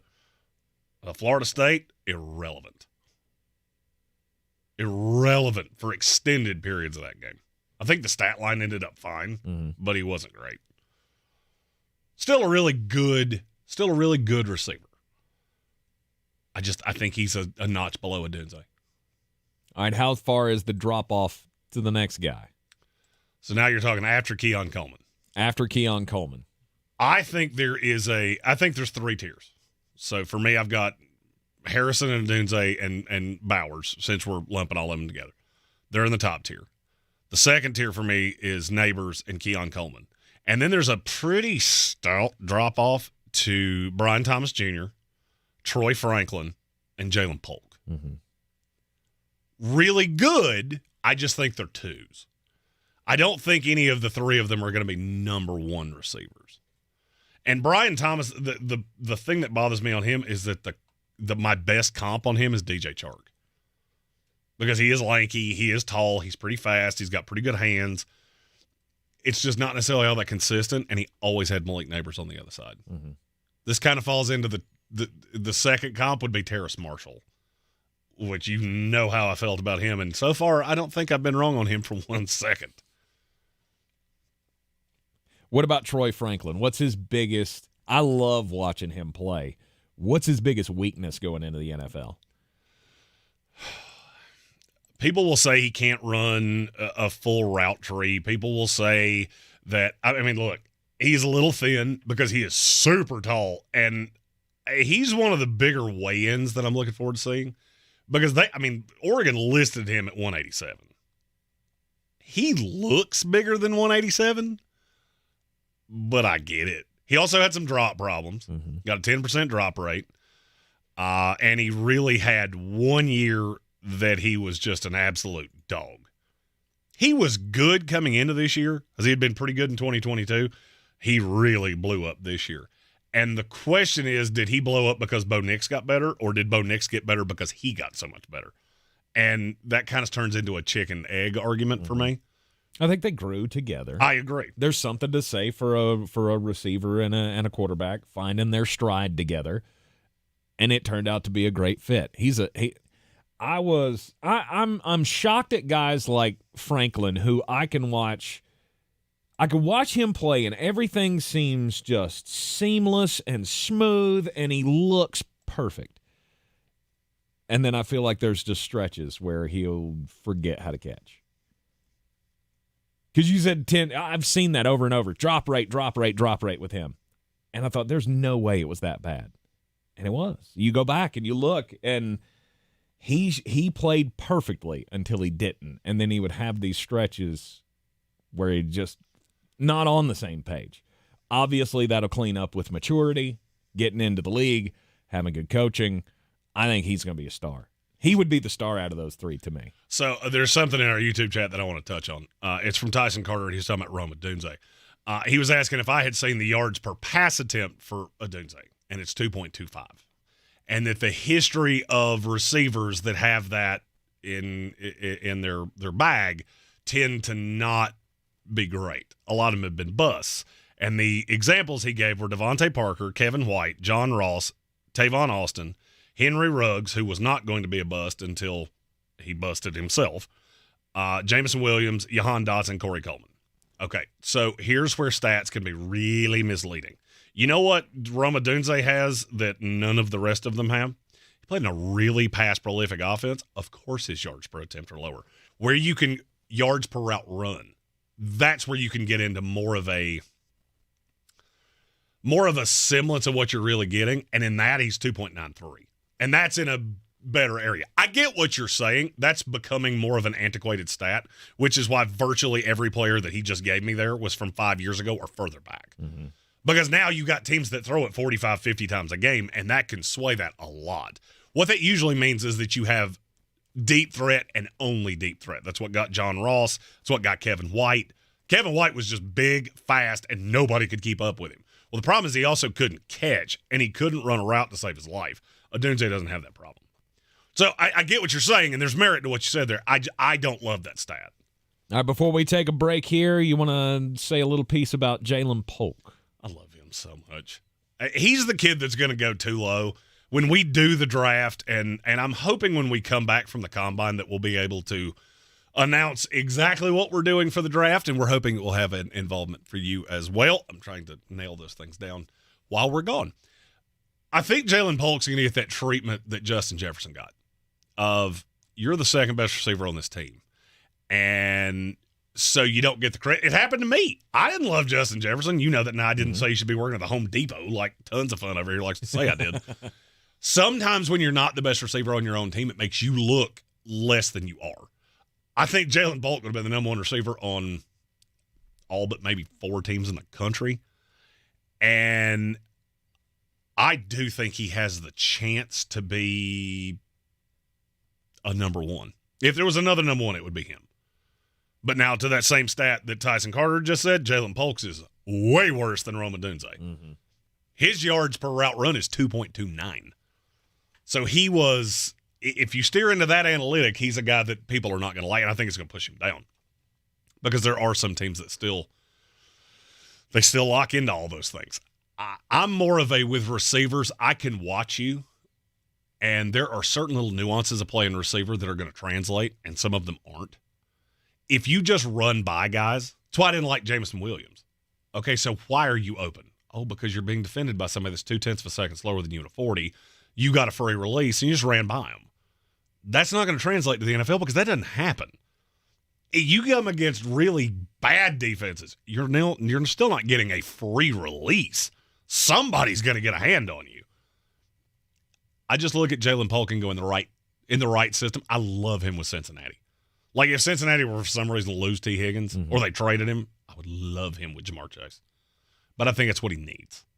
I think he needs that high-level guy to take a little bit of attention away from him so that he gets single coverage. He did not respond well to double coverage at Washington. All right, that's the top tiers of the wide receiver the pass catcher class, wide receivers and tight ends. We'll talk about the rest of the pass catchers, and some guys that shined at the Senior Bowl are coming up shortly on this list, and we'll get some other names that Flostradamus is looking forward to seeing next week in Indianapolis. You're in the Sportsocracy, and this is ESPN Asheville. I always wanted to learn Spanish, but I never thought I'd have the time. Then I discovered Babbel. Babbel's lessons are fun. They only take like 10 or 15 minutes, and in 3 weeks, presto, you're starting to speak another language, like magic. I love that Babbel's lessons aren't just robots talking. They're voiced by native speakers, so you get the pronunciation just right. If you want to learn a language, there's no faster, easier, better way than Babbel. Babbel. Babbel. Go to Babbel.com and start learning a new language today. That's BABBEL.com. Is switching your wireless service to Total by Verizon easy? Totalmente. And you get unlimited 5G data, $25 a line for 4 lines on the unlimited plan at an amazing price with no contracts. Should you switch to Total by Verizon? Definitely. Totalmente. Find a store or switch suavemente at totalbyverizon.com. Monthly rate when you activate without a pay plus taxes and fees. Discount begins the month after you enroll. Additional terms apply. See website for data management practices. Texting enrolls you into recurring automated text messages. Consent not required to purchase. Message and data rates may apply. Hey, Dan, how you doing? Haven't seen you around the gym for a while. Yeah, I've really fallen off. Since I turned 40, I just don't get the results I used to get. Could be lower testosterone. Lower T? Yeah, I went through it a while back. Once you hit 40, your body has less free testosterone. I got Nugenix Total T, and it's made a huge difference for me. I've seen that on TV. Is it for real? Oh, yeah. The patented key ingredient is something called Testofen, which helps boost free and total testosterone levels to help you trim up and stay lean. And it's made a difference for you? Man, I feel like I'm in my 20s again, at work, in the gym, and in the bedroom. Are they still giving out complimentary bottles for people to try it for themselves? Yeah, you just need to send them a text. Text TAP to 321-321 right now for your complimentary bottle of Nugenix Total T, the #1 selling testosterone booster at GNC. Plus, text now and we'll include a bottle of Nugenix Thermo, our most powerful fat incinerator ever, to help you get back into shape fast, absolutely free. Text TAP to 321-321. That's TAP to 321-321. Showtime Sports and Mountain Graphics have teamed up under new ownership by an Asheville native to better serve our community with the finest custom apparel and unique branded items at the best price. Showtime Sports and Mountain Graphics can customize whatever you, your team, business, or local group may need through high-quality screen printing, embroidery, and laser engraving right here in Asheville. Free personal delivery within Buncombe County and a reduced delivery fee anywhere in Western North Carolina. Visit ShowtimeSportsAVL.com and MountainGraphicsAVL.com. Your one-stop custom apparel shops. If you're looking to buy, sell, or invest in real estate in the mountains, you need to call the agents at Clarissa Sells WNC, brokered by eXp Realty. Check us out online at ClarissaSellsWNC.com. And did I mention that Clarissa Sells WNC loves teachers? We love teachers so much, we're giving back 25% of our commission at closing. For more information, contact us today at 828-774-6343 or ClarissaSellsWNC@gmail.com. The best season of the year is here. Tailgate season. Monster Brewing presents this season's MVP. The Beast Unleashed. With 4 bold, familiar flavors. With 0 caffeine and 0 sugar. Beast Unleashed is your new pregame ritual. With White Haze, Mean Green, Peach Perfect, and Scary Berries, there's a flavor for every fan. The Beast Unleashed. 6% alcohol by volume. Unleashed responsibly. Must be 21 or over. Beast Unleashed available at your local retailer.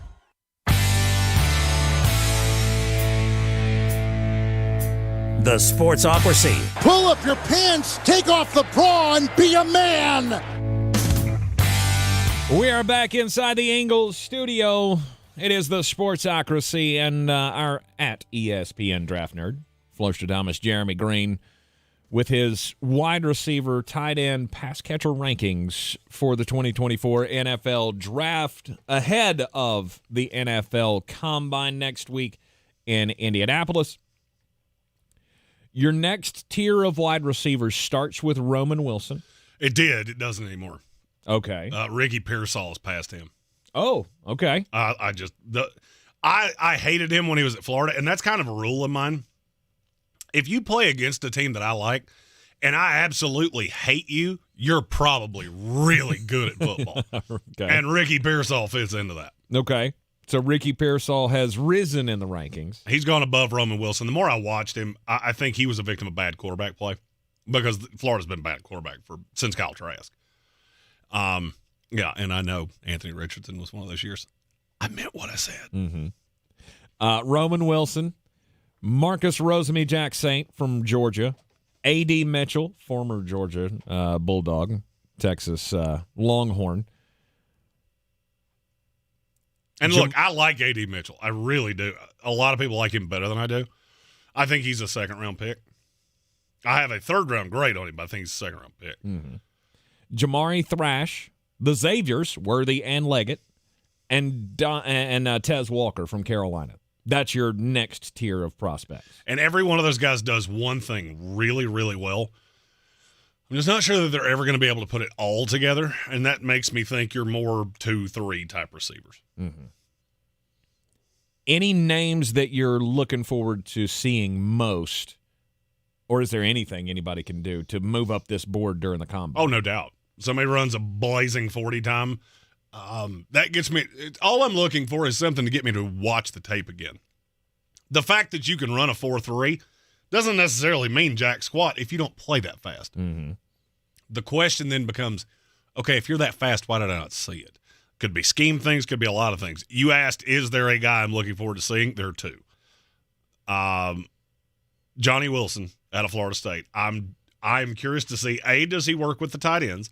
B, if he runs, what does he run? And Ryan Flournoy from Southeast Missouri State. He was a late invite. I don't know that he would have been invited to the combine before his postseason affects. Mm-hmm. And now I've just fallen in love with the kid, and I want to see him come out and run like a 4.35. How can you not love the underdog story? The kid that you'd never heard of, and then he goes, like he said, blazing 40, and now, hey, he may be drafted 4th round. He also now follows me on Twitter. What up? You're in the Sportsocracy, and this is ESPN Asheville, 92.9 FM, 880 AM, and 1400. This is your Exergen Temporal Scanner weather forecast on ESPN Asheville. Clouds continue to increase out here this afternoon. Breezy 64. Showers, even a rumble of thunder tonight. Breezy to windy, middle to upper 40s. Scattered mainly morning showers for Friday. Sunshine mixing in through the afternoon. Breezy to windy and a little colder tomorrow, mid-50s. Afternoon rain showers on Saturday with a chance of snow showers Saturday night. High Saturday, low part of the 40s. Milder Sunday to finish the weekend. Lots of sunshine, mid-50s. I'm meteorologist Ken Boone at the Weather Channel.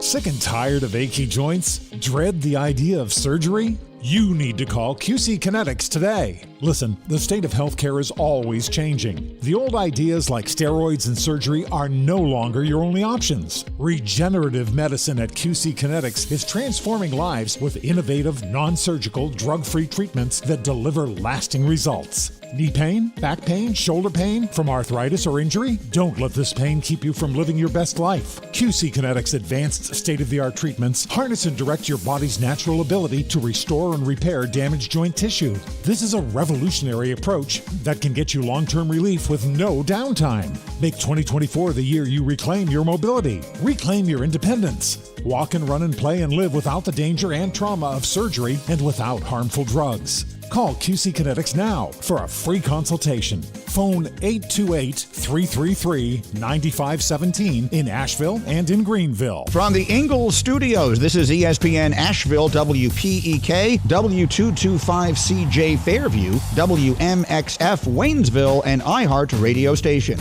Even if you take excellent care of your teeth and gums at home, you still need to see a dentist regularly. And at Asheville Smiles, they have all the latest and greatest technology, which is so important because they are able to catch issues quicker and diagnose more accurately. Many dental problems, they don't even become visible or cause pain until they are in more advanced stages. So when you are thinking about 2024, you need to make sure that you think about your overall health and make that dental appointment. World-class dental care with a hometown feel. It's AshevilleSmiles.com.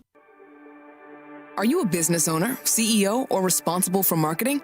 If you are, iHeartMedia can help you reach your goals and find new customers. We reach more consumers in your target area than anyone else, and we can give you access to those potential customers more cost-effectively across radio, digital, podcasting, and social. We'd love to show you how iHeartMedia can work for you. Get started today at iHeartAdvertising.com. That's iHeartAdvertising.com. The Sportsocracy. It fires me up, man. I love it. Say it one more time. The Sportsocracy. Shake it back! Beer City's best sports talk. It is gross. Just earlier. They are mature, actually. You just have to get to know them better. Your lunchtime dose of dumbassery. Live from the Ingalls Studio.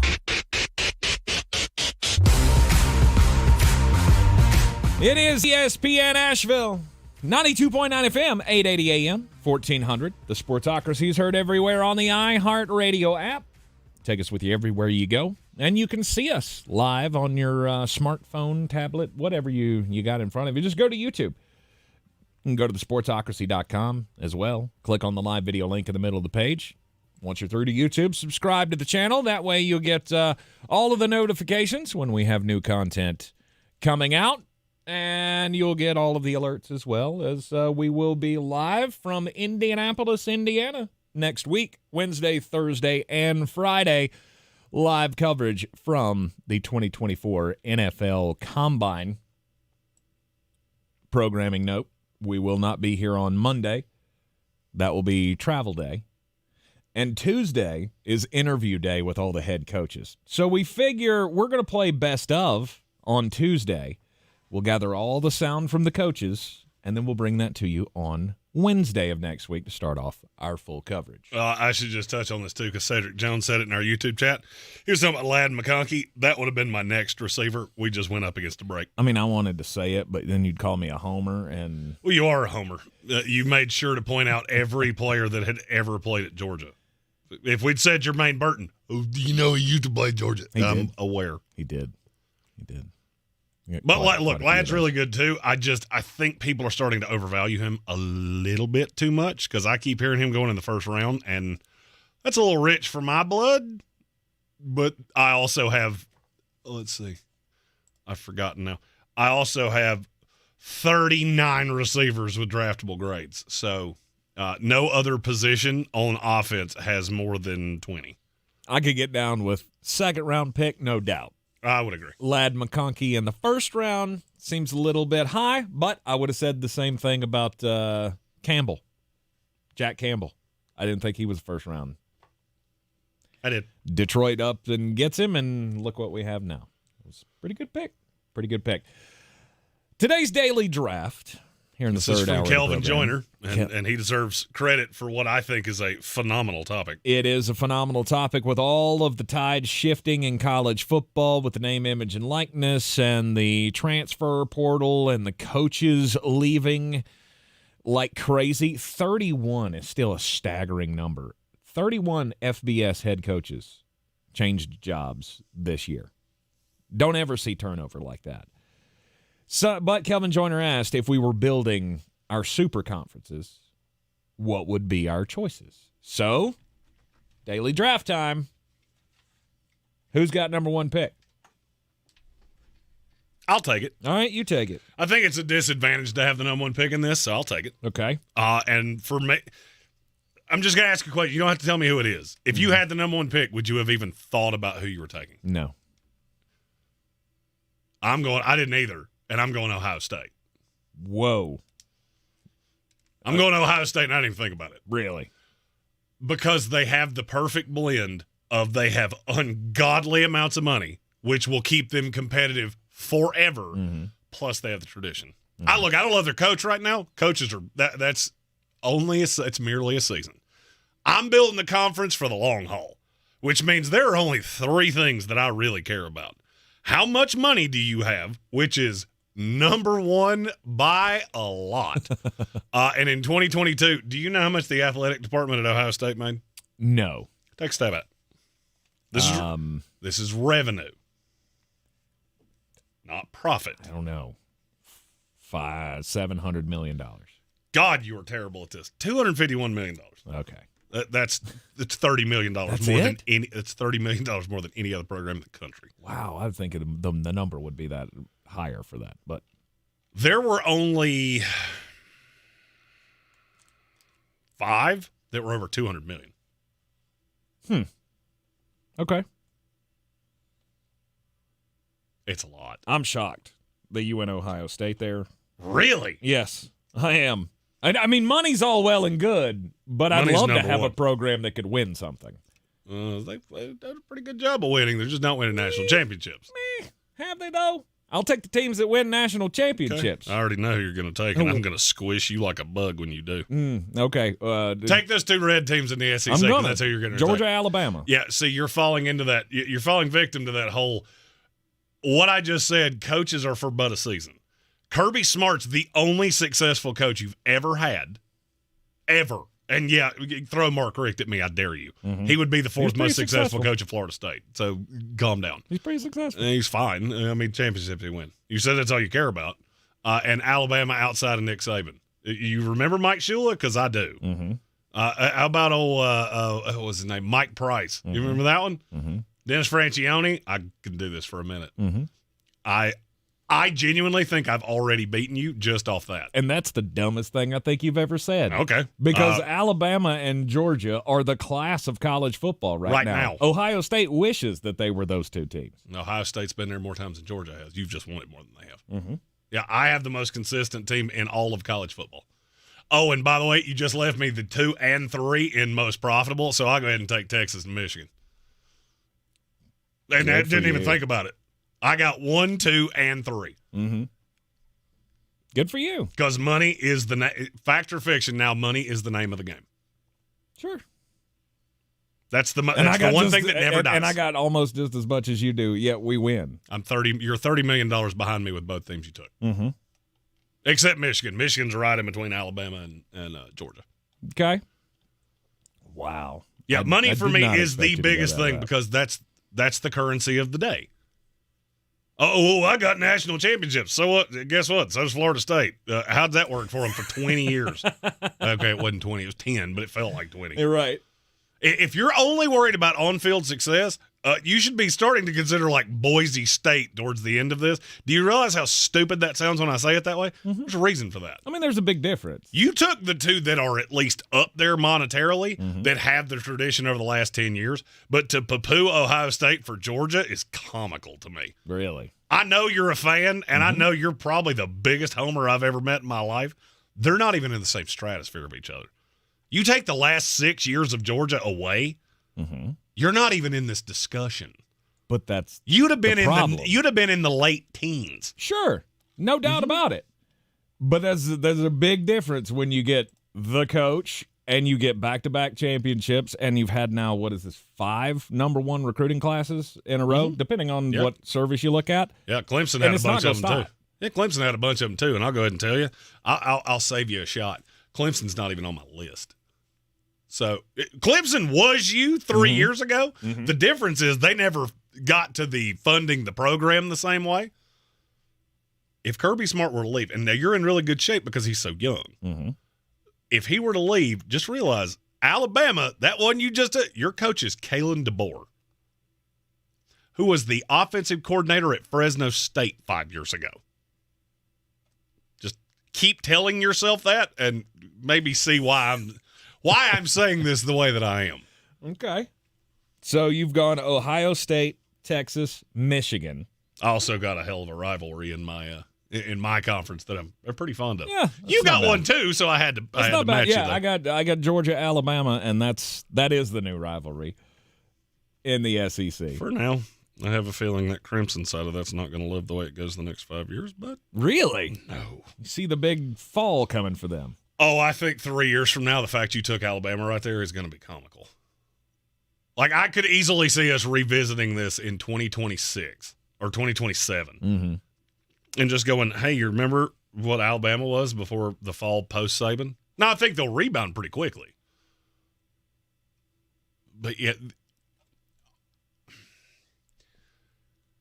national championship contention, if that's all you've got, it's always cyclical. Just look back through the last 50 years, and now the name of the game has completely changed. I could have Nebraska at a time would have been, well, they're always competitive. They would have never been on one of my lists, ever. Well, no, they've sucked for 15 years. No. I'm talking about in the 90s. They wouldn't have been on my list. You don't have the money. As soon as the money becomes a problem, which, by the way, it's getting worse every single day, you're not going to be able to contend. So I just took the 3 with the most money. Now, I want you to make your next 2 because there's another one that I really want. I'm not sure if you're going to get there. Don't look at the chat. Don't cheat. I saw you. I saw you. Well, I mean, you're sticking with the Big Ten over here. I guess I got to stick with the SEC. Oh no, I'll go ahead and tell you there's not another Big Ten on team on my list for a minute. I'm going LSU next. That was the one I wanted. In all, there's a reason why they have had, 3 national championships with 3 different head coaches? They have a boatload of money. They do. They have a lot of money, and they won't let it go. They're just a program that will not let success elude them for too long. They're not Texas A&M that's got a boatload of money that will never do anything with it. It's just not how they're built. Ooh, never do anything with it. Okay. They're just in the playoff. You think so? 100%. Texas A&M will do something with their money. Oh, I heard Texas. I didn't hear the A&M part. No. I said A&M, Texas A&M. No, A&M's got all the money, and they can't do nothing with it. Yeah, but A&M's dead from the head down. Mm-hmm. The head of that snake it's got the syphilis, and it's not good. That's the only one that makes high-end money, and it's not even that they don't make high-end money. They have high-end money. Mm-hmm. There's a difference in spending your trust fund and building a IBM that just cranks out money for you. There is a huge difference in those two. Every team I've got is the latter. Texas A&M, they're on my list, but it's a ways away from here. But it's a ways away. And then I'm taking Florida State. I am a Florida State booster. I am a Florida State lifelong fan. You took them way earlier than I would have. Had to or wasn't going to get them, I feel like. Nope, you could have waited. No, well. They were not going to be one of my next two. You want to talk about consistent programs. I get that little stretch that we just went through after Jimbo Fisher left for Texas A&M, but the one thing that they never stopped doing through that was finding the way. They lost went that way for about Willie Taggart was less than ideal. That's what I'm saying. They went through the deepest, darkest waters as bad as you could get. I agree with you. They went to bottom feeder status in the SEC there for a second. Or in the ACC for a second. And then bounce right back. Found the guy. They're moving on. And I will always want them to be a part of the best of college football. I agree with you.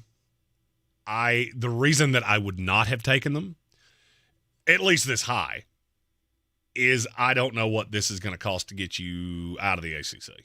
And I could see there being another 5-year drop-off coming if it cost $200 million to get out.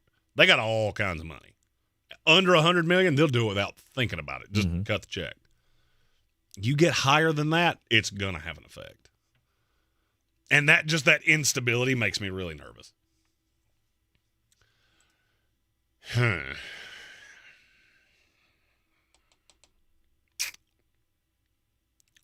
I know what I want to do here. I just don't know that I'm gonna.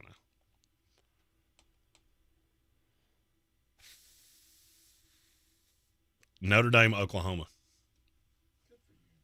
Good for you. I'll keep the Red River rivalry with Texas.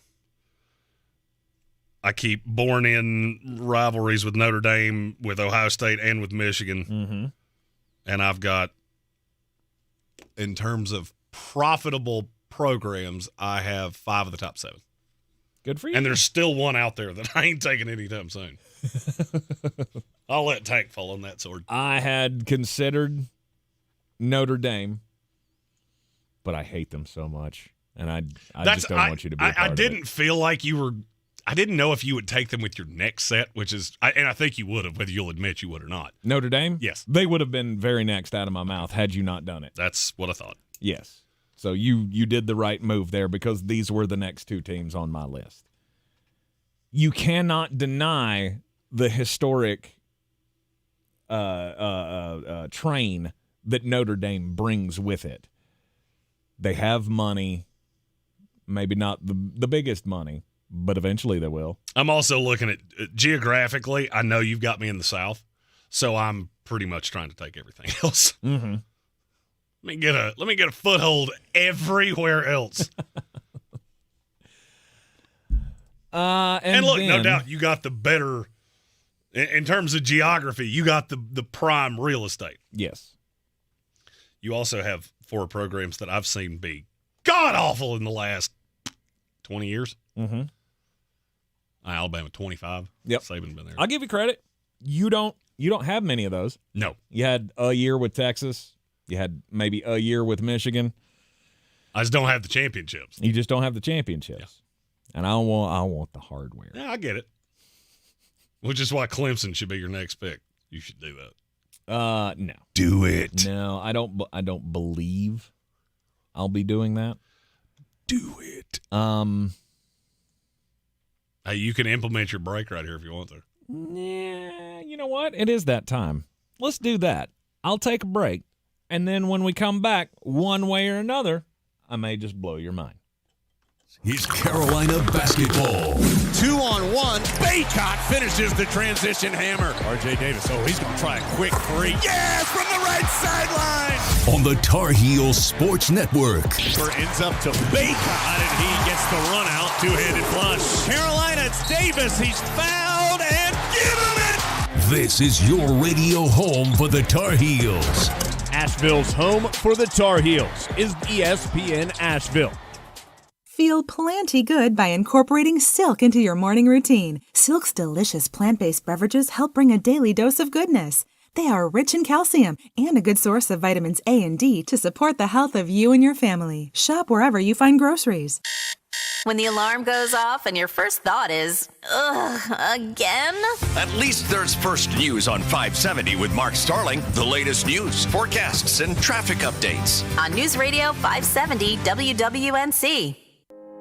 Sick and tired of achy joints? Dread the idea of surgery? You need to call QC Kinetics today. Listen, the state of healthcare is always changing. The old ideas like steroids and surgery are no longer your only options. Regenerative medicine at QC Kinetics is transforming lives with innovative, non-surgical, drug-free treatments that deliver lasting results. Knee pain, back pain, shoulder pain from arthritis or injury? Don't let this pain keep you from living your best life. QC Kinetics advanced state-of-the-art treatments harness and direct your body's natural ability to restore and repair damaged joint tissue. This is a revolutionary approach that can get you long-term relief with no downtime. Make 2024 the year you reclaim your mobility, reclaim your independence. Walk and run and play and live without the danger and trauma of surgery and without harmful drugs. Call QC Kinetics now for a free consultation. Phone 828-333-9517 in Asheville and in Greenville. Not completing high school is more of a social thing than it was an academic thing.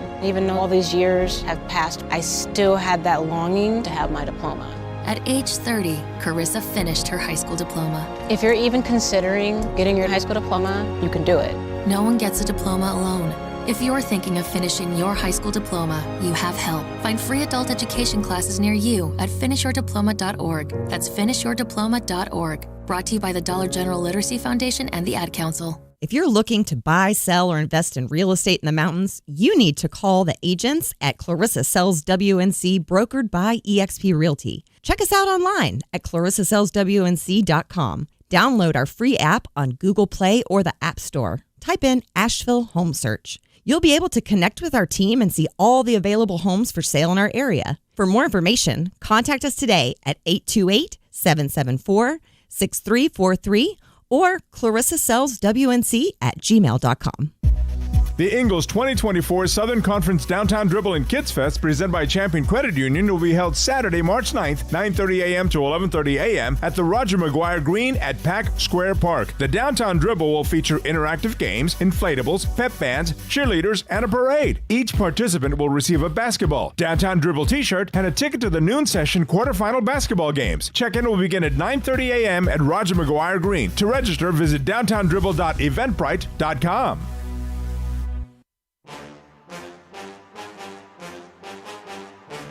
The Sportsocracy. That is some good, clean family fun there, eh, Cott?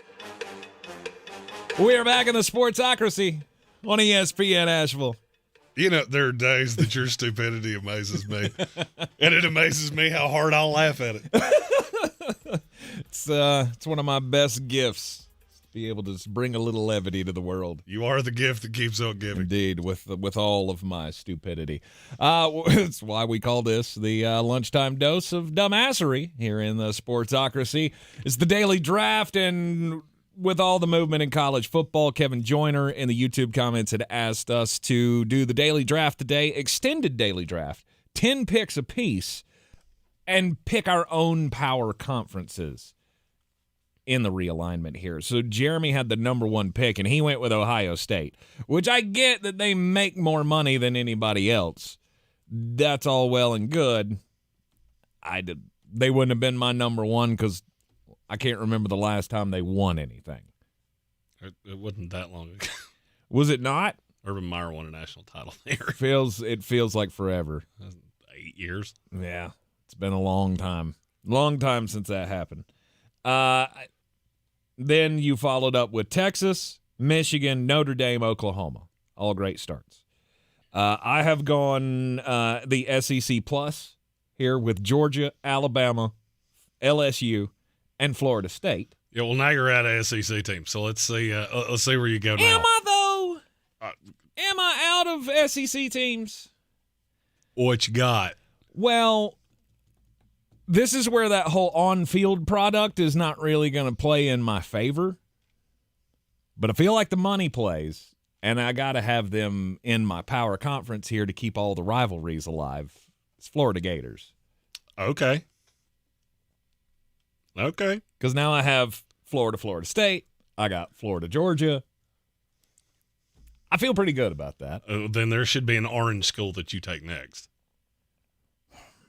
Well, if that's what you're doing, you want to keep up the rivalries, that's where you go next. Well, I mean, I thought about it. They're way higher way higher in money than you think. And that's the most sense that I can make out of this. I'll do it. I said I was going to blow your mind at the break. I'll take the Tennessee Volunteers. Wow. Okay, so basically you have the SEC plus Florida State. Yep. Okay, let's go. It's already the perfect conference.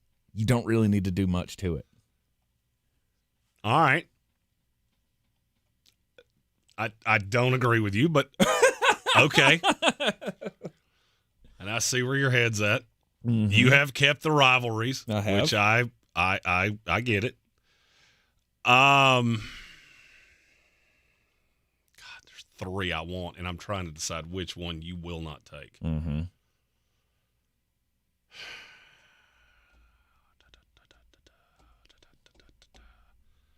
Oregon, USC. Solid choices. I get all kinds of money. I get LA. I get the West Coast. You get all kinds of support. You now have the South. I mean, I will say you have got a. I do love the fact that we basically have drafted this as I am the Big Ten and you are the SEC. Yes, because there's a great chance that this is exactly how these conferences are going to look. But it's it's a great example of one of them has a lot of money. The other one just likes to win a lot. Well, and I have the rivalry with USC Notre Dame, which is great. USC Texas is an old rivalry that I get to keep, or that I get to bring back. Mm-hmm. USC Michigan was one at one time. And I've got new little upstart Oregon and all that Nike money. Feel good? Yep. There's one that I left out there that I don't love, but let's see if you take it. Mm-hmm. Was it Penn State? It was not. Well, that's the one. That's my next selection. One of these things, it's not like the others. One of these things just doesn't Is it belong. though? I've always thought that Penn State would be a program that would fit okay into the SEC. The ground and pound, play good defense. They've got that kind of mantra to them. I've always thought that they would fit in nicely. The culture they fit the SEC culture more than the Big Ten culture, in my opinion. So they weren't getting away from me. And then I'm just afraid that you're going to do it, even though I know you're probably not. So I'm taking the Tar Heels. I was not doing that. I'm taking North Carolina. Okay. Because we are going to have other sports, right? Yeah. All right, so they're going to be my star in all the other sports. I mean, they don't really matter. But we still have them, though. Well, here's the thing. You're not going to get a whole lot of competition from me in basketball or a lot of other things. So, oops. Okay, we've let this go on long enough. Yep. I have to tie the rivalries back together, so I'll take Texas A&M. I mean, eventually you keep bypassing them. I have to take them. I get the rivalry back with Texas. I get the rivalry with Oklahoma. I get to reinstate that.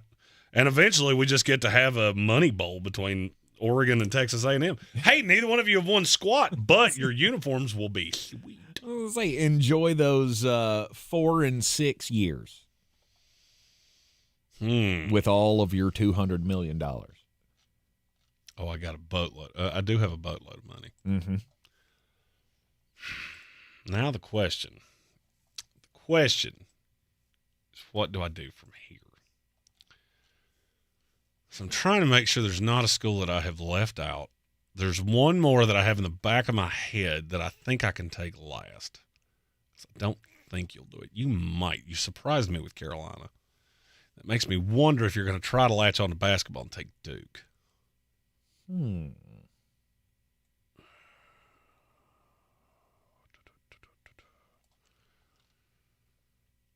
There's so many. It gets tricky, doesn't it? It does. Trying to figure out who to do it. Does money matter more here? Do I care about the on-field? Do I care about the brands that are out there?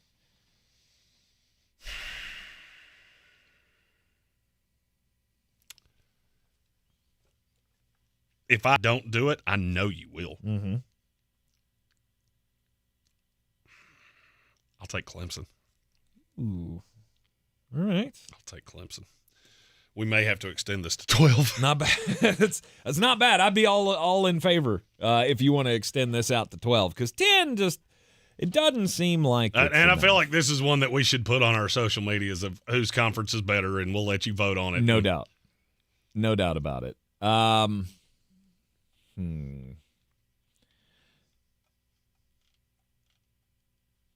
Next, I'm going Kentucky.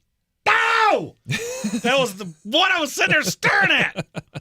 Oh, I hate you. I hate you. I'm going Kentucky.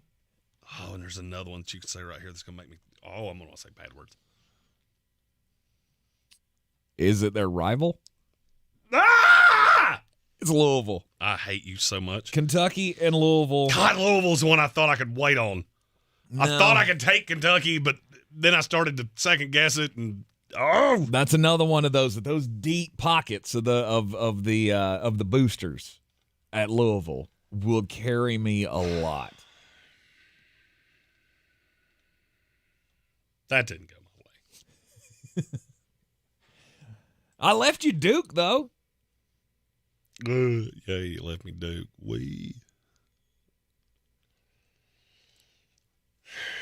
I don't know that Duke's even the one I want now. Because they have money, but it's all locked into basketball. Mm-hmm. And I have made it pretty clear. Don't care. I don't care about basketball, not nary even a little bit.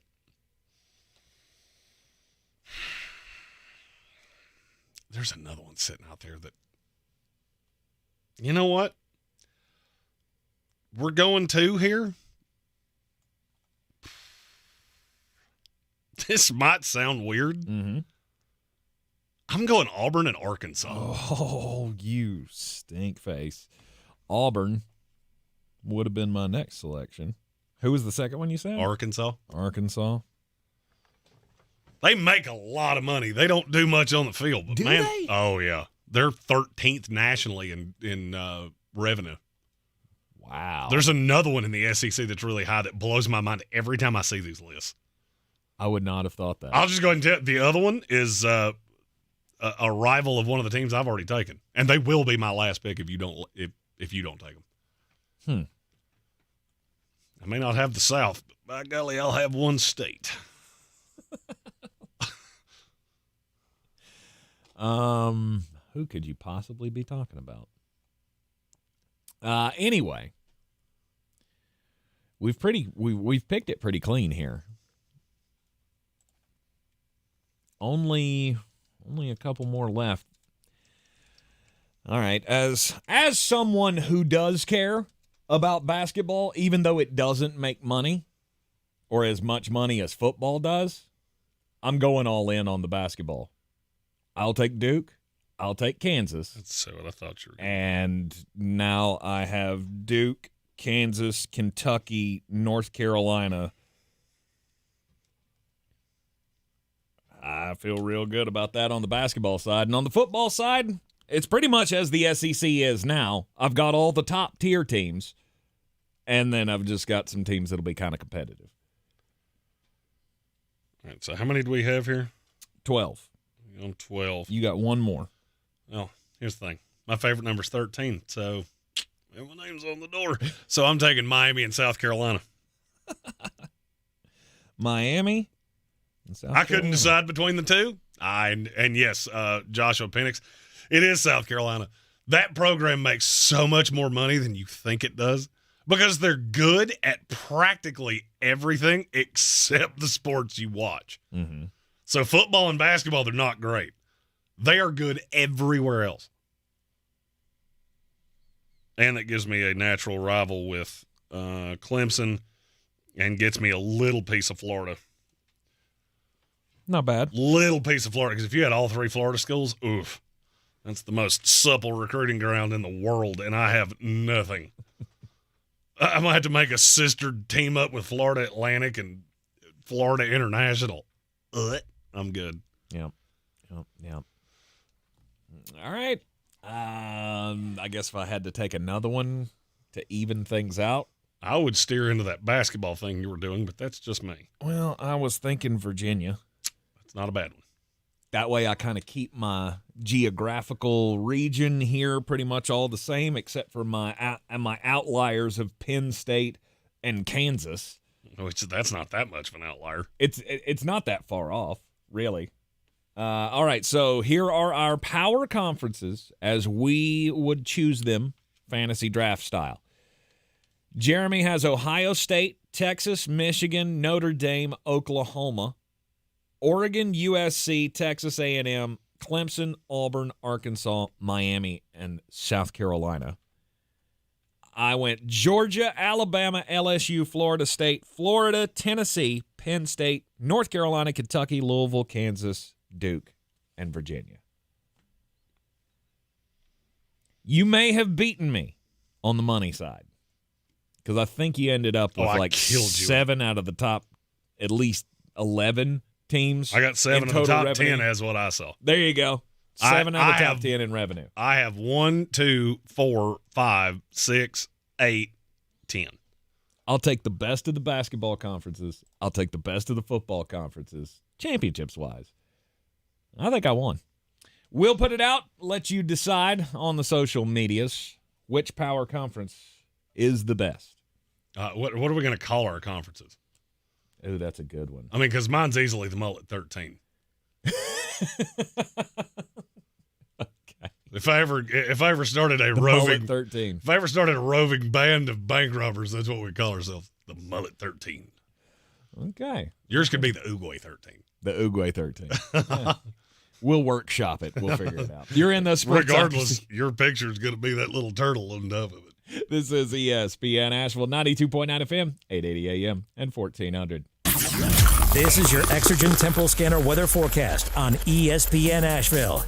Clouds continue to increase out here this afternoon. Breezy 64. Showers, even a rumble of thunder tonight. Breezy to windy, middle to upper 40s. Scattered mainly morning showers for Friday. Sunshine mixing in through the afternoon. Breezy to windy and a little colder tomorrow, mid-50s. Afternoon rain showers on Saturday with a chance of snow showers Saturday night. High Saturday, low part of the 40s. Milder Sunday to finish the weekend. Lots of sunshine, mid-50s. I'm meteorologist Ken Boone at the Weather Channel. This report is sponsored by eBay Motors. eBay Motors is here for the ride with the parts you need for the prices you want. And with eBay Guaranteed Fit, it's guaranteed to fit your ride the first time, every time, or your money back. Keep your ride or die alive at ebaymotors.com. Eligible items only. Exclusions apply. Start your spring cleaning today and get an insanely clean home with Zero-Res Carpet and Air Duct Cleaning. For this month only, mention ESPN Asheville and you'll get 3 rooms of carpet clean for $129 plus a free staircase. Book online at ZeroResAsheville.com.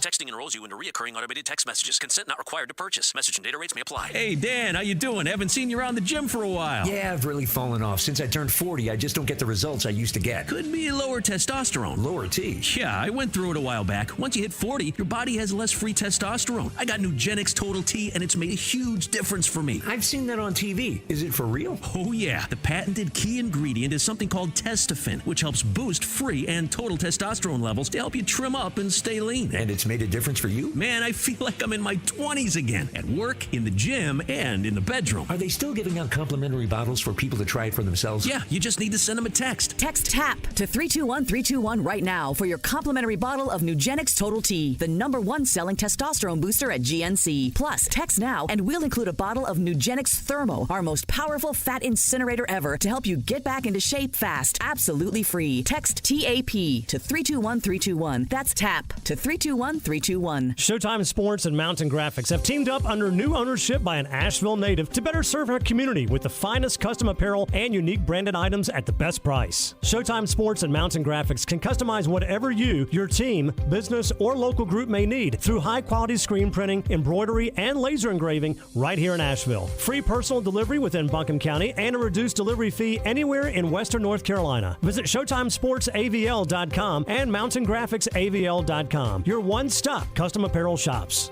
If you're looking to buy, sell, or invest in real estate in the mountains, you need to call the agents at Clarissa Sells WNC, brokered by eXp Realty. Check us out online at ClarissaSellsWNC.com. And did I mention that Clarissa Sells WNC loves teachers? We love teachers so much, we're giving back 25% of our commission at closing. For more information, contact us today at 828-774-6343 or ClarissaSellsWNC@gmail.com. If cleanliness is next to godliness, look around the car right now. Is that very godly? Look, life comes at you fast, but so does WNC Auto Detailing. They have the tools to make your interior look like it's coming off the showroom floor. You don't believe me? Check them out on Instagram. All that filth and years of stains disappear. WNC Auto Detailing does full interior and exterior details with paint correction, and they do wax and ceramic coatings. Call WNC Auto Detailing at 455-3700. Premium care with a Southern hospitality touch.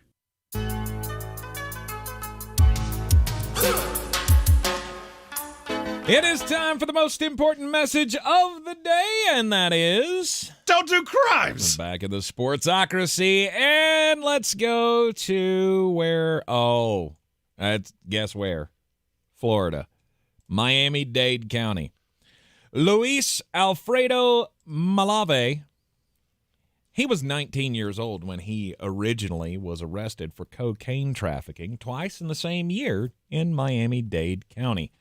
After violating a 3-year probation, Malave was 20 years old when he was convicted of cocaine trafficking and sentenced to 5 years in prison. According to state records, Florida Department of Corrections released him in 2014, and he wasn't arrested in Miami-Dade until recently when detectives said that he got in the middle of a territorial dispute among drug dealers. He's 33 years old, and he's back behind bars, judge denying him bond on Wednesday on further trafficking charges. None of this is out of the ordinary except for his street name. I don't think that this rings fear into the hearts of your competitors on the street, but this guy went by the name of King Foofy. King Foofy. All right. F-U-F-I-E. All right. King Foofy, the Miami drug lord. Sounds like something that a very wealthy person would name their cat. Back behind bars. This is King Foofy. I carry him in my purse. Mm-hmm. He has a little crown. I believe that if someone on the streets had given me that name, had said, we're going to call you King Foofy from now on, either we're fighting or I'm not going to go out on the streets anymore. You're... Okay, well, I don't do crimes anymore because I can't do crimes as King Foofy. It sounds like a bad name that your girlfriend would have gave you in middle school or something. Oh, yeah. Foofy! Oh, come here, Foofy. Foofy got some cocaine. Somebody please clip that. I'm going to need that for nefarious reasons. Oh, I've always said if I was ever going to have a straight name, it'd be Little Biggie. I believe King Foofy might have a lawyer at some point that tries to sue for defamation or something. Okay. My story is pretty close to home. This comes from Oconee County, South Carolina. It's about a woman. Her name is redacted in the story. Of course it is. She's driving down the interstate, and apparently she decided she wanted to take a shortcut through a cemetery. Police in Oconee County attempted to stop the woman, who told police she was late for an appointment, but apparently she told them that while the vehicle was still moving because she went through a cemetery, damaged several headstones, damaged a few graves, damaged her vehicle, drove out the other side of the cemetery, and then found a way to cross state lines into Georgia, where she was pulled over in Livonia, Georgia. What kind of shortcut is that? Like, I'm running late, so I'm going to drive through a place where dead people are buried that has these gigantic rocks right in the middle of it. It's kind of like labyrinth, and I have to drive around them, but that's going to save me some time. Yeah, it's like cutting through the parking lot of a gas station when you're at the corner. You know, you want to miss the light, you can just right through there. Well, I get that, but that's parking lot. That's at least a place cars go. Well, I mean, I'm not going to run into any other cars in the cemetery. Cemeteries, that's a place where corpses go. That's two of the first three letters are the same. Corpses and cars are different. Now, was she just cutting, like, through the driveway, or was she, like, going over headstones? Oh, she was going over headstones. Yeah, she damaged 11 headstones as she drove through the cemetery. That is going to be some bad hoodoo for you, too. Mm-hmm. You know, if karma's a real thing and not just a dancer at the Treasure Club, that's going to be a problem. Do not disturb the dead. That should be a rule. The Treasure Club needs to change their name, because I'm not talking about the one in Asheville. It just, for whatever reason, when I say strip club names, that is the first one that comes to my mind. It's Magic City Treasure Club. Uh-huh. Okay. It's the most memorable experiences you've ever had, right? Oh, no. The most memorable experiences I've ever had, I cannot say on radio. That's crimes. Or will not divulge where they happened. Oh, well, most of them happened in places that didn't have windows, and they were in the meatpacking district. Okay. You're in the Sportsocracy, and this is ESPN Asheville. 92.9 FM, 880 AM, and 1400. At least one person listening to the show right now goes, I've been there. I know where he's talking about. We teased this in the last hour. Caleb Williams has not hired an agent. So the NFL sent out a 46-page report yesterday. The Players Association sent this out of all of the draftees, all the draft-eligible players, and who they had hired as their agents.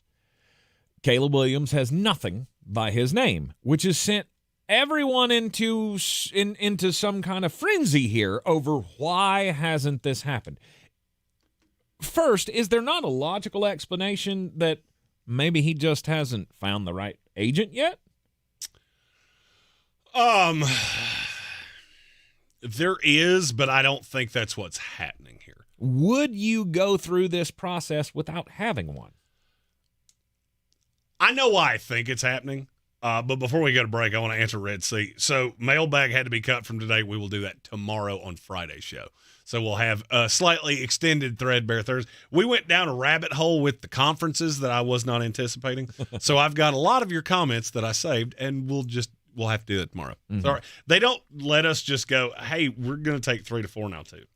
I wish they did. Be a lot of days where we do that. Be a lot cooler if you did. Mm-hmm. Mm-hmm. Had a host that used to call that invoking the fourth hour.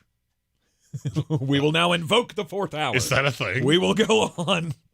We only did it once, and it was because of breaking news, and I don't think that we got a great excuse for doing that today. I do. Yep. Mm-hmm. I'm glad I did not finish that sentence. Yeah. Back off. Somebody would have thought I was a jerk.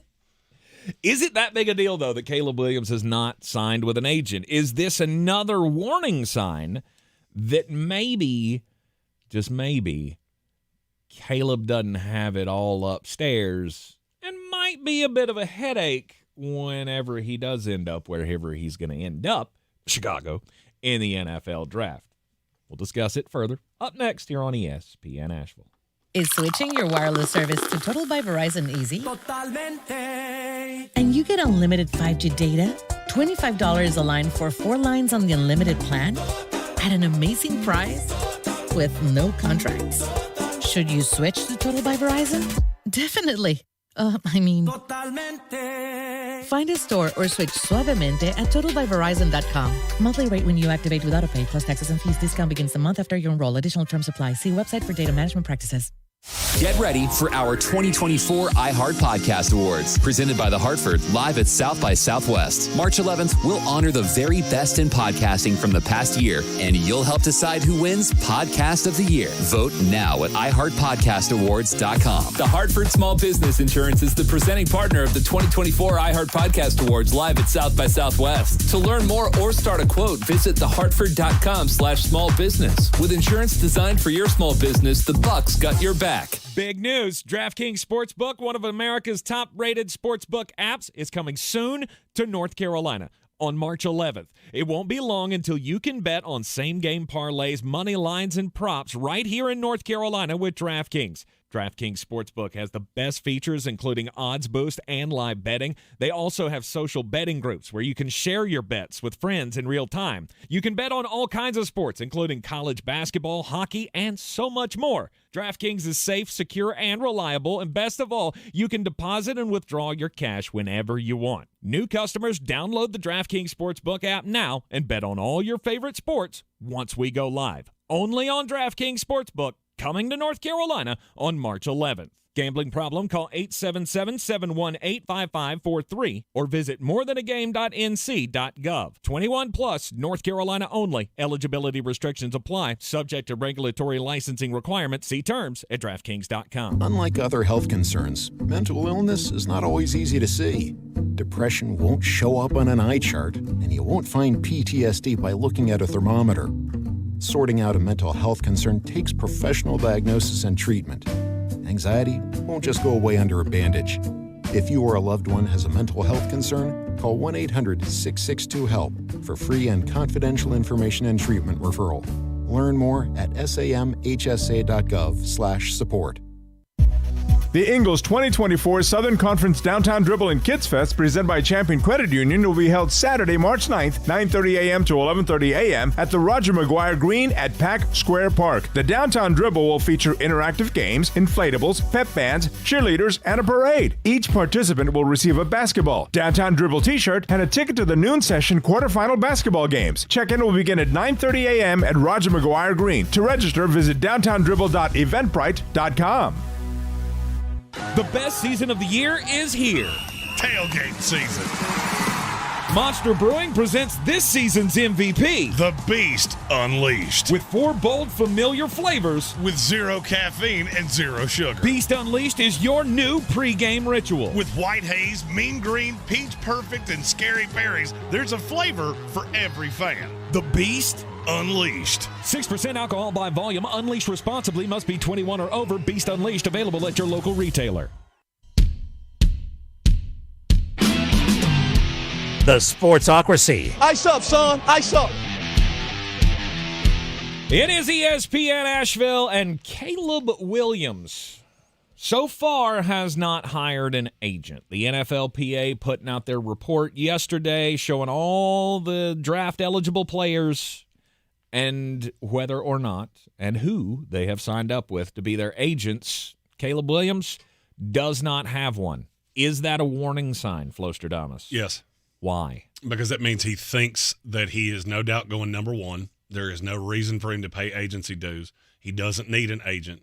And that means, and this is just me looking back through the time that I've been doing this. This is not the first time. It will not be the last that somebody thought, oh, I'm the best player in the draft. I'm just going to go one, and I don't need you. Usually it's not, hey, I have no representation. It's you have light representation, so you got the same guy doing everything, which is also a bad call. The problem that I have with If Jaden Daniels did this, I wouldn't love it, but I don't really care. If Drake May did it, I don't love it, but I wouldn't really care. Marvin Harrison Jr., I probably wouldn't have thought a second thing about it. Marvin Harrison Jr. is going to go in the top 5 solely because he shows up at the draft and still has 2 foots and 2 hands, and he will be fine. Yep. The problem with Caleb Williams is that you're about to get – he's going into a week. Obviously, he will be in Indianapolis with us next week. You're going to have to go into the Indiana Convention Center and have these meetings with all of these teams. And these teams are going to ask you questions that are really uncomfortable. And the fact that you don't have an agent means that there is nobody preparing you for this at all. Don't be shocked if we come out of this week and there are a lot more questions about Caleb Williams. Because that's what all this goes into. Your representation is what is coaching you on the questions you're going to be asked and how to answer and how to present yourself. And this is a guy that already has – there are teams with qualms with him anyway. You're painting falafel, whoever you're playing, on your fingernails. That's child crap. That's not what franchise quarterbacks do. If John Elway did that, would you find that to be incredibly strange? Because I would. Mm-hmm. I also didn't see you cry in your mother's arms on national television. All right, and there have been a lot of these things. You abandoned ship the second Lincoln Riley went away. You're in an offense that has not produced the greatest set of quarterbacks. Why did you not win? Why were you so bad against teams that were actually good defensively? And that's just what I came up with off the top of my head. And so you're going into this, the biggest job interview in all of the world. There is no other entity that has a job interview where you have to go show exactly what it is you can do, and then you have to go sit in a room and explain what it is that you do, and then you have to meet with these teams and go back and read what it is that you did previously on a dry erase board or on a video screen and explain all of that, and you got nobody helping you. That tells me you have really, really bad judgment. Well, he does have people around him who are helping him with the process. His dad's one of them, which is really unsettling. That is a red flag. He just doesn't have an official agent, so therefore he doesn't have to, come off the $1.15 million that it would be to pay his agent off of his contract or whatever. So I guess he's saving money in that sense. I did find this very interesting, though. Story on this on Outkick.com. Armando Salguero did the story, and he spoke to a person in an NFL personnel department. And when he asked them, what is the help that an agent can provide to a team, or can an agent convince a team to pick a player? His response was, that is such horse hockey. He didn't say hockey. The only time the agent determines whether we pick a guy or not is maybe later in the draft. In the old days when we didn't feel like dealing with some jerk. If I ever work for a team that makes a pick in any way swayed by an agent's advice, you'll know it because there will be reports I slit my wrists. That's pretty interesting way to put that, and that's why I wanted to bring it to you, because that's a hell of a quote there. But I don't know. Is that true? Does the agent really not have any more sway? The agent doesn't, and that's not what I'm saying. I'm not saying that the agent has sway in getting him picked. I'm saying the agent has something to do with getting you ready for all of this. Who are you turning to for counsel? Who is giving you advice? You've never been here before, and you never will be again. But you think you know better than the rest of us. We've got 600 or 700 prospects that are eligible to be drafted in this draft. You're the only one that has decided, you know what? I don't need representation. I could argue no one needs it more than you do. And so for me, it calls your judgment even more into question. Maybe, but but there are people out there that make him believe that he is the no doubt guy. You had Joel Klatt the other day putting out that Caleb Williams is the best prospect at quarterback since Andrew Luck. Got him ahead of Trevor Lawrence and Joe Burrow, and Drake May was fourth on that list. I don't see it. Some people are buying into it, and I don't see it, and I don't get it. He is, for a lot of people, the no doubt number one, the generational prospect that he was billed to be when he won the Heisman Trophy last year. It's only because he had the down year at USC that we all look at him and go, maybe he's not that good. If he'd come out last year with the Heisman Trophy in tow, would there have been that much of a question? Yes. There would still be questions of why do you beat up on bad defenses and you look terrible against good ones. Mm-hmm. Then you gave us another year, and it was just really, really, really, really obvious. But this isn't the only draft that's coming. And there's one that's actually coming earlier than the NFL draft. It's the DraftKings Sportsbook. And here in North Carolina, all your wagers are getting ready to be legal because America's top-rated sportsbook app is coming to North Carolina on March 11th. You'll be able to hit same-game parlays, money lines, prop bets, live betting, and you've even got Odds Boost, which is something we've never had access to here in the state of North Carolina. You also can join social betting groups so you can see what people like your old buddy Floster Thomas are wagering on, and you can share betting tips and all those things across college basketball, hockey, football, baseball, all the sports. It's safe, secure, and reliable, and you can deposit and withdraw your cash whenever you want. New customers, download the DraftKings Sportsbook app now. Bet on all your favorite sports once we go live. Only on DraftKings Sportsbook, coming to North Carolina on March 11th. Gambling problem? Call 877-718-5543 or visit morethangame.nc.gov. 21 plus, North Carolina only. Eligibility restrictions apply. Subject to regulatory licensing requirements. See terms at DraftKings.com/sportsbook/NC. That'll do it for us here in the Sportsocracy today. We'll be back with you tomorrow at noon in the Ingles studio. This is your Exergen Temporal Scanner weather forecast on ESPN Asheville.